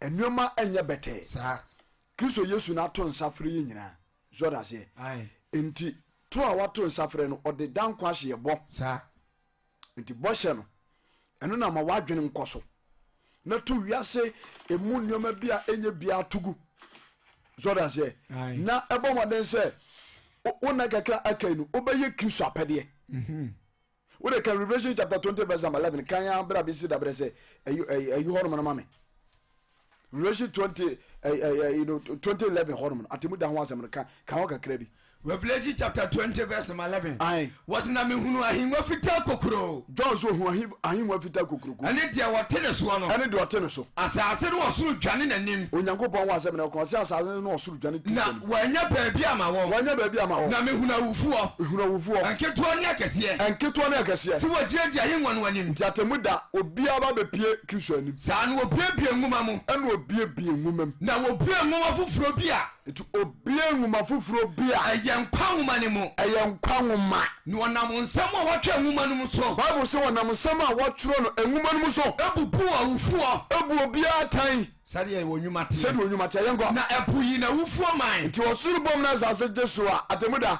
obi abesori aba. Sa. Wa wuo wa wote ase. Wa ye bowutuo, wa ye twitwa awo, wa ye do hye nsuom. Wa abo bi na chewore ye. Kristo so obeba. Yes. Was ebu yi na wufuo wo ne man. Wo mu owu opum nyina subonto mem nyina wo nyina beba. Na owo ni asamado nso yi na wufuo wo ye sie wo mo atofu wuo wa wuo kondemfo nyina o mebia ba. Na obu wo mu biara tense de wonwuma te. Ti abraba bebo na asase su nyina o so obebu ho atai. Na wotu owo ni asamado tre ojatade no mu. Ti sa owu bofo no a oni asamado akamuma omu fa ni pafi asase su ko no obebu o matan no o mato gem. Yeni wo wupre no no. Yeni wo wupre mu no. Na obiara wo hunu se wo twere dia hye nkuma enkwanwa ni mu no. Aha ena ye Berɛguo adwuma na awie ye. Sa. Ti hayi. Wasu obi a wanya dey. Obiara wo hunu se wo twere dia hye nkwanwa mu no. Obi a wan hunu se wa twere ni din. Ahye nkwanwa mu no. Ni din. Ti ayo. Wangaze obi a wa twere ni gedi o. Wudi. Mimi di Kwame. Ana wu Yona. Mimi Yona. Ana yima. Tie pacho. Wasu obi a wa hunu se wo twere din hye nkwanwa mu no. Wankase ye nyina. Wangaze ye nyina. Aha eye single. Singular. Obi a wa hunu se wo twere din hye nkwanwa mu no. Aha wa ma okurudi. Dabi. Wa ma oyirudi. Wa ma obedi. Dabi. Wa ma osofu odi. Dabi. Ti hayi. Ana wa ma ohini nsu din. Sana tie. Na wote akonwa so. Na dena ye wabasa. Wa monidi. Wa mo lawyer bia din. Wa ma party din. Dabi. Ti hayi. Sa. Mi kanya zasema tire Nyankopon ma enanadwi. Waso obia wa hunu se wa twere din hye nkwanwa mu no. Odi ni din hye nkwanwa mu. Wo to ne twere wo jatadiem. Misi Berɛguo eya. Obi a wa hunu se twere din hye nkwanwa mu. Nti wo ma omudia nkwanwa mu ebi be ya sikafo. Ebi be ya hemfo. Sa. Ebi be Nyankopon asofo. Ebi be ya difo, ebi be ya asemakafo. Ena nsu ebi nsu be ya wiasefo. Hallelujah. Amen. If you say obebu obi atense de n'adwuma de be. Etie. Enti wo dwuma obeye ye wabra ba be boy azase so. Eno no obehwe so. E de ajeje watemuda. Sa. It is what jeje wiye. Na se odi ntima nkonkon ngumanu mu a. Na je so abraba be bo na asase no mfa so amaso. Why Berɛguo de bai? Adwuma. Enti me pacho bebre. Kristo mbese be Berɛguo adwuma. Na daache ye kra benya be papa tena ahunu o Kristo munti. Ena na nadwi. Wona me so de asempa bae. Me nto aso bi. Asempa wuti ye. Yaka bebre. Umye nyina mfa mu aba ne mfa mobra. Na Kristo ba ye nyankwa. Amen. Gona bompa. Osoro ni asase ru a na nwumre da wase. Wona makoa David so e de wonsempa no aba. Mesra me pa uche so bia wogina gasa fidie su no tie bibia no. Mane nya asempa tie no mu nsenchene ni mu nhira na opie umaye to so menu a wonko ano ma anya yiraba. Menzo amkenkan atwere konko wo humoba ka bia ma dwon atwere konko dan da nyina ma hode amatimi dia kan na nipa to asema so tumi ntibedi hene da. Odin do ba hu ne krono maye obi agine di na ajiro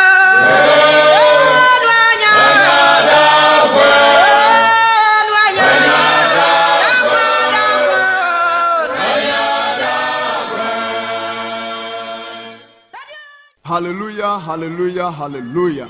True Faith Church International. Kumase Sokoban Wood Village branch no. Kristo Yesu ebie kwan kese ede aman ewo Ghanaman TV so. Yade dwumadi a watu ne din Salvation Hour. Efa Ghanaman TV so abre ewiase ne pa nyina. Eni todo a ehwe Ghanaman TV nyina. Ebrada wei ene ebrada bia. Enwumere nonson kwapem ne no nwotwe so mekire 7 p.m. to 8 p.m. Ghana time. Ewurade asem a yamfra mu na yede efa TV ne so abrew. Me pacho bebre efri sabre koi no. Eni ye nhia e wo television yi so. Na Ewurade Yesu Kristo asempa ne mutumi ne befa ye nso. Ama haw ne amane bia da so bia no enyere wiye. Afei wasa nya dankwa de ama wo kra. Eni mi nhia e wo Ghanaman TV so. Afei ubetimi ahwe dwumadie social media handles yi so. Facebook Ghanaman TV, anasa Evangelist Ujewura, TikTok no nso Evangelist Ujewura, na YouTube no nso Ujewura TV. Dwumadie yi se upemu nkyiremu a number no a the screen ase no fa nefre na ene empenifo entwetwe enkomo. Salvation Hour dwumadie yi